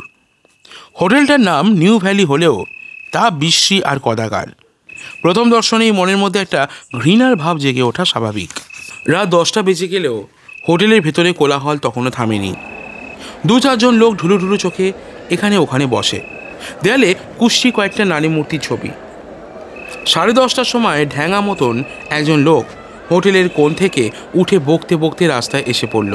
তারপর চারিদিকে একবার ভালো করে চেয়ে নিয়ে হোটেলের পাশের একটা গলির মধ্যে ধীরে ধীরে প্রবেশ করলো। তার গতিভঙ্গি যথেষ্ট সন্তর্পিত। তার এই গতিবিধির সাক্ষী রইল না কেউই। একমাত্র পথের একটি ল্যাম্পপোস্টের নিচে বসে থাকা পাগলটা কতগুলি ময়লা ন্যাকড়া আর ছেঁড়া কাগজ ঘাঁটতে ঘাঁটতে একবার শুধু মৃদু হাসল। গলির মধ্যে কিছুটা এগোলেই একটা বাগান বাড়ি। ঢ্যাঙা লোকটি বাগান বাড়ির সামনে দাঁড়িয়ে দুবার পরপর অস্ফুট শব্দ করে উঠল। আরও 3 জন লোককে দেখা গেল ধীরে ধীরে বাগান বাড়ির মধ্যে পায়ে পায়ে প্রবেশ করতে। ঢ্যাঙা লোকটি অন্য 3টি লোককে নিয়ে সম্পূর্ণরূপে বাড়ির গহ্বরে আত্মগোপন করবার পর পাগলটিকে দেখা গেল ধীরে ধীরে উঠে দাঁড়াতে। বিড়বিড় করে বকতে বকতে সে ধীর পায়ে এগিয়ে চলল বাড়িটার দিকে। বাড়ির মধ্যে ঠিক 10 পা এগিয়ে একটা জায়গায় সে সোজা হয়ে দাঁড়ালো। তারপর ধীরে ধীরে একটা গাছের ওপরে উঠে গাছের সঙ্গে একটা সরু তার ফিট করে সে ট্রান্সমিটারে মুখ দিয়ে বিড়বিড় করে কী সব নির্দেশ করতে লাগলো। বাড়ির একখানা অন্ধকার ঘরের মধ্যে বসে থাকা পূর্বদৃষ্ট 4 জন লোক তখন এই নির্দেশগুলি খুব মনোসংযোগ দিয়ে শুনছে। লোকটি বলে চলেছিল, বন্ধুগণ, এবারে প্রত্যেকটি কাজেই তোমরা দেখেছ সাফল্যের মুখ। জয়ের মালা এবার তোমাদের গলায়। তোমরা বিদেশি গুপ্তচরদের উপযুক্ত শিক্ষা দিয়েছ, আমার প্রতিজ্ঞা অক্ষরে অক্ষরে পালন করতে সমর্থ হয়েছ। এই জন্য তোমাদের প্রত্যেককে অশেষ ধন্যবাদ। তোমরা আমাকে দিয়েছ নতুন নির্দেশ, দেখিয়েছ সার্থকতার সোপান, তাই তোমাদের প্রত্যেককে উপযুক্তভাবে পুরস্কৃত করব আমি। তোমাদের প্রত্যেকের উপযুক্ত টাকা তোমরা পাবে। আজ তোমাদের পরবর্তী নির্দেশের আগে সেই কথাটাই তোমাদের বলবো আমি। তোমাদের ঘরের পূব দিকের কোণে দেখতে পাবে 20,000 টাকা একটি ছোট গর্তের মধ্যে সিন্ধুকে রাখা আছে। তোমরা প্রত্যেকে তা থেকে 5,000 করে পাবে পারিশ্রমিক হিসাবে। এবার শোনো, তোমাদের আমি বাকি কাজগুলি নির্দেশ দিচ্ছি। আমার আদেশ দীপক চ্যাটার্জি মনোভূত হয়নি। সে প্রাণের বিনিময়েও গোয়েন্দাগিরি ছেড়ে দিতে প্রস্তুত নয়। এই জন্য উপযুক্ত শাস্তি তাকে পেতেই হবে। আমি মিস্টার আয়ারের ওপর এই কাজের ভার দিচ্ছি। শুনুন মিস্টার আয়ার, আগামী 3 দিনের মধ্যে যে কোনো উপায়ই হোক গোয়েন্দা দীপক চ্যাটার্জির জীবনের অবসান ঘটাতে হবে আপনাকে। শত্রুকে বাঁচিয়ে রেখে মৃত্যুদূত তার কাছে এক পাও অগ্রসর হয় না। অতঃপর রূপনগরের রাজভাণ্ডার লুণ্ঠন সম্বন্ধে আমাদের চিন্তার বিষয়ে সবাইকে অবহিত করছি। বেহালার রেস্টুরেন্টের ঠিকানায় পৌঁছে দীপক অবাক হয়ে গেল। ছোট্ট একখানা কদর্য চাখানা, আর তার পেছনে একটা সংকীর্ণ রাস্তার ওপরে ছোট ছোট অন্ধকারাচ্ছন্ন কয়েকটি বাড়ি। এই বাড়িরই কোনো গোপন কক্ষে যে চক্রান্তের বিষ বাষ্প উদ্বেলিত হয়ে উঠছে তা বাইরে থেকে বোঝা সম্পূর্ণ দুঃসাধ্য। বড় একটা বাগান বাড়ি। বাইরের প্রাচীরটি নানা স্থানে ভেঙে ভেঙে পড়েছে। দীপক অত্যন্ত লঘু পায়ে ধীরে ধীরে অগ্রসর হলো। বাড়ির বিরাট খিলানটাও স্থানে স্থানে ভেঙে পড়তে শুরু করেছে। চুনবালি অধিকাংশ জায়গাতেই খুলে পড়েছে। মাঝে মাঝে ইটগুলো দাঁত বের করে রয়েছে। বাড়িটা পাড়ার মধ্যে ভুতুরে বাড়ি নামে খ্যাত। বাড়ির মধ্যে বিরাট বাঁধানো উঠোন, তাকে ঘিরে অজস্র সব ঘর। প্রত্যেক ঘরের মধ্যেই পুঞ্জ পুঞ্জ আধার জমে রয়েছে। দীপক বিভিন্ন ঘরগুলি ঘুরে ঘুরে দেখতে লাগলো। উন্মুক্ত ঘরগুলির প্রত্যেকটি দেখেও কোনো জনমানবের সাড়া পাওয়া গেল না। হঠাৎ একটা বদ্ধ ঘরের সামনে দাঁড়িয়ে দীপক চমকে উঠল। ভেতরে অস্পষ্ট মানুষের কণ্ঠস্বর শোনা যাচ্ছে। দরজা খোলার উপায় বাইরে থেকে দেখা গেল না। কি করবে তাই চিন্তা করছে। এমন সময় হঠাৎ নজরে পড়ল দরজার ওপরই একটা বড় উঁচু মতো পেরেকের ওপর। সেটা ধরে টিপতেই সম্পূর্ণ দরজাটা খুলে গেল। দীপক রিভলভারটা সামনের দিকে তুলে হাঁকল, হ্যান্ডস আপ! এক পা নড়েছ কি মাথার খুলি উড়ে যাবে। ঘরের মধ্যে উপস্থিত 4 জন লোকই সম্পূর্ণ বিমূঢ় হয়ে পরস্পরের দিকে মুখ চাওয়াচাই করতে লাগলো। দীপকের চোখে মুখে জয়ের উল্লাস ফুটে ওঠে। বাঁ হাতের টর্চের বোতামটা টিপে দিয়ে ডান হাতে বজ্র মুষ্টিতে রিভলভারটা চেপে ধরেছিল দীপক। ওরা 4 জনেই চুপ করে দেখছিল রিভলভারটার কুচকুচে কালো নলটার দিকে। ওদের মধ্যে একজন পা টিপে টিপে সরে গিয়েছিল ঘরের কোণের দিকে। সে একখানা ছোড়া বের করে দীপকের দিকে ছুঁড়ে মারবার উদ্যোগ করতেই দীপক ট্রিগারটা টিপে দিল। একটা তীক্ষ্ণ আর্তচিৎকার। লোকটার ডান হাতে গুলিটা বিদ্ধ হয়েছে। সে তখনই মেঝের ওপরে লুটিয়ে পড়ল। সঙ্গে সঙ্গে ধ্বনিত হলো একটা তুমুল হট্টগোল। দীপকের পেছন দিক থেকে গম্ভীর কণ্ঠে কে যেন বলে উঠল, অনেক দূর এগিয়ে এসেছো দীপক চ্যাটার্জি, কিন্তু আর নয়। এক্ষুনি মাথার ওপর হাত তুলে দাঁড়াও, পিস্তলটা হাত থেকে ফেলে দাও। দীপক চেয়ে দেখে তার পেছনে দাঁড়িয়ে কালো পোশাক পরা একটি মূর্তি, হাতে তার উদ্যত পিস্তল। দীপকের হাত থেকে রিভলভারটা খসে পড়ল। রুদ্ধ আক্রোশে দীপককে তখন ভয়াবহ বলে মনে হলো। দীপকের দিকে চেয়ে কালো পোশাকধারী মূর্তিটি বলে উঠল, কি খবর মিস্টার চ্যাটার্জি? তারপরে কি কারণে হঠাৎ এখানে গোয়েন্দা প্রবরের আগমন ঘটল? দীপক প্রাণপণ চেষ্টায় মুখে হাসি টেনে এনে বলল, তোমারই তো খোঁজে মৃত্যুদূত। ও তাই নাকি? কিন্তু আমাকে ফাঁদে ফেলতে এসে নিজেই তো ফাঁদে পড়লে যে। মনে রেখো, জীবনে ভয় কাকে বলে দীপক চ্যাটার্জি তা জানে না। ও চেষ্টা করে বিশেষ করে লাভ হবে বলে মনে করো না মৃত্যুদূত। ভয় পেয়ে যারা পিছু হটে তাদের আমি ঘৃণা করি। হ্যাঁ, সেই জন্যই আমার আদালতে তোমার বিচার শেষ হয়ে গেছে। অর্থাৎ আমি তোমার মৃত্যুদণ্ড বিধান করলাম দীপক চ্যাটার্জি, আর মাত্র কয়েকটি ঘন্টা তোমার পরমায়ু। কথা শেষ হয় না, পেছন থেকে কি যেন বজ্র গম্ভীর স্বরে বলে ওঠে, ভুল মৃত্যুদূত, এটা তোমার সম্পূর্ণ ভুল। তোমাদের বিরুদ্ধে আমার থাপা সর্বক্ষণে উদ্যত রয়েছে। আজটাই আমার সফলতার দিন। ঘরের সকলেই ফিরে তাকায়। তিনজন কালো পোশাক পরা মূর্তি, প্রত্যেকের চোখে আবরণ, দু হাতে দুটি উদ্যত রিভলভার। সামনের লোকটি বলে, আমি হচ্ছি তোমাদের মতো শয়তানের দুশ্মন। লোকে আমাকে গ্রিন ড্রাগন বলে জানে, আর এরা দুজন হচ্ছে আমার অনুচর। শহর থেকে মৃত্যুদূতের আতঙ্ক দূর করবার জন্যে, বাস্তব মার্ডারের সমাপ্তি ঘটাবার জন্যই আজ আমার আবির্ভাব। মৃত্যুদূত কোনো কথা বলে না। গ্রিন ড্রাগন দৃঢ় কণ্ঠে বলে, বিদেশির অর্থে পরিপুষ্ট হয়ে তুমি দেশের অনেক ক্ষতি সাধন করেছ, আরও অনেক ক্ষতি তুমি করতে পারবে, কিন্তু তার আগেই আমি তোমার মুখ বন্ধ করবার আয়োজন করছি। আমি চাই। কথা শেষ হয় না, হঠাৎ একটা অস্পষ্ট শব্দ। ঘরের মেঝেটা থরথর করে কাঁপতে থাকে। মৃত্যুদূতকে নিয়ে মেঝের একটা অংশ ধীরে ধীরে পাতাল গহ্বরে নেমে যাচ্ছে বলে মনে হয়। গ্রিন ড্রাগনের পিস্তল গর্জন করে ওঠে, কিন্তু তা মৃত্যুদূতকে আহত করতে পারে না। গ্রিন ড্রাগন ছুটে ঘর থেকে বেরিয়ে যায়। 1 মিনিট পর বাইরে শোনা যায় শব্দ। একখানা হেলিকপ্টার বাড়ির গোপন অংশ থেকে ওপরের দিকে উঠতে থাকে। গ্রিন ড্রাগন বুঝতে পারে মৃত্যুদূত আগে থেকেই বিদেশি হেলিকপ্টার প্রস্তুত করে রেখেছিল নিজের পলায়নের পথ ঠিক রাখবার জন্যে। পাশেই ছিল একটা ফাইটার প্লেন। গ্রিন ড্রাগন তার একজন অনুচরকে নিচে পাহারায় রাখে, তারপর অন্যজনের সঙ্গে প্লেনে উঠে যায়। সে প্লেনটিও দেখতে দেখতে গর্জন তুলে ওপরে উঠতে থাকে। 2 মিনিটের মধ্যে যা ঘটে তা সাধারণ মানুষের কাছে অবান্তর গল্প বলেই মনে হবে। মুখোমুখি দুটি বিমানের মধ্যে সংঘর্ষ শুরু হয়। প্লেন থেকে গ্রিন ড্রাগন এবং তার অনুচর বারবার হেলিকপ্টার লক্ষ্য করে গুলি ছুটতে থাকে। হঠাৎ একটা অস্পষ্ট গর্জন শোনা যায়। 2 বার পাক খেয়ে হেলিকপ্টারটা নিচে নেমে আসতে থাকে, তাতে দাউ দাউ করে আগুন ধরে যায়। গ্রিন ড্রাগনের প্লেনখানা ধীরে ধীরে নিচে নেমে আসতে থাকে। একটু পরেই পুলিশ ভ্যান এসে থামে। ভ্যান থেকে নামেন মিস্টার গুপ্ত ও রতনলাল, তাদের সঙ্গে 8-10 জন সশস্ত্র পুলিশ। গ্রিন ড্রাগনের প্লেন মাটি স্পর্শ করবার সঙ্গে সঙ্গেই তার অন্য অনুচরটি প্লেনে উঠে বসেছে।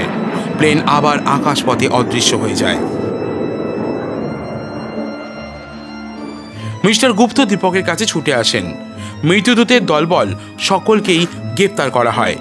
জ্বলন্ত হেলিকপ্টার থেকে মৃত্যুদূতের মুমূর্ষু দেহটা টেনে বের করা হয় অনেক কষ্টে। এবার তার মুখখানা সকলের নজরে পড়ল। মিস্টার গুপ্ত অবাক হয়ে প্রশ্ন করেন, কে মিস্টার চ্যাটার্জি? দীপকও কম বিস্মিত হয়নি। সে বলে, এ কি আশ্চর্য, এ যে স্বয়ং ডক্টর স্যানিয়েল। তবে কি ডক্টর স্যানিয়েলই মৃত্যুদূত? কিন্তু এই আমি জীবনে প্রথমবার হার স্বীকার করলাম। ইতিপূর্বে আমি এতটুকুও বুঝতে পারিনি যে ডক্টর স্যানিয়েলই মৃত্যুদূত স্বয়ং। মিস্টার গুপ্ত বলেন, সত্যি, this is a new experience to me after all. অল্পক্ষণের মধ্যেই ডক্টর স্যানিয়েলের শেষ নিঃশ্বাস বাতাসের বুকে মিলিয়ে যায়। একটা গভীর নিঃশ্বাস ফেলে দীপক বলে, একটা বিরাট প্রতিভার কি শোচনীয় পরিণতি। মিস্টার গুপ্ত বলেন, বাস্তব মার্ডার কেস চিরদিনের মতো তাহলে বন্ধ হলো। মৃত্যুদূতের করাল গ্রাসে আর কোনোদিনও কাউকে পড়তে হবে না।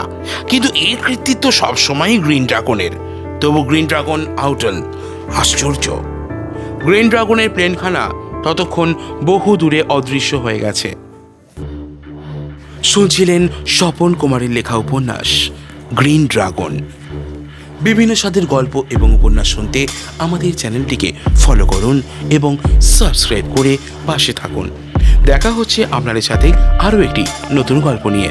ভালো থাকবেন আপনারা সবাই।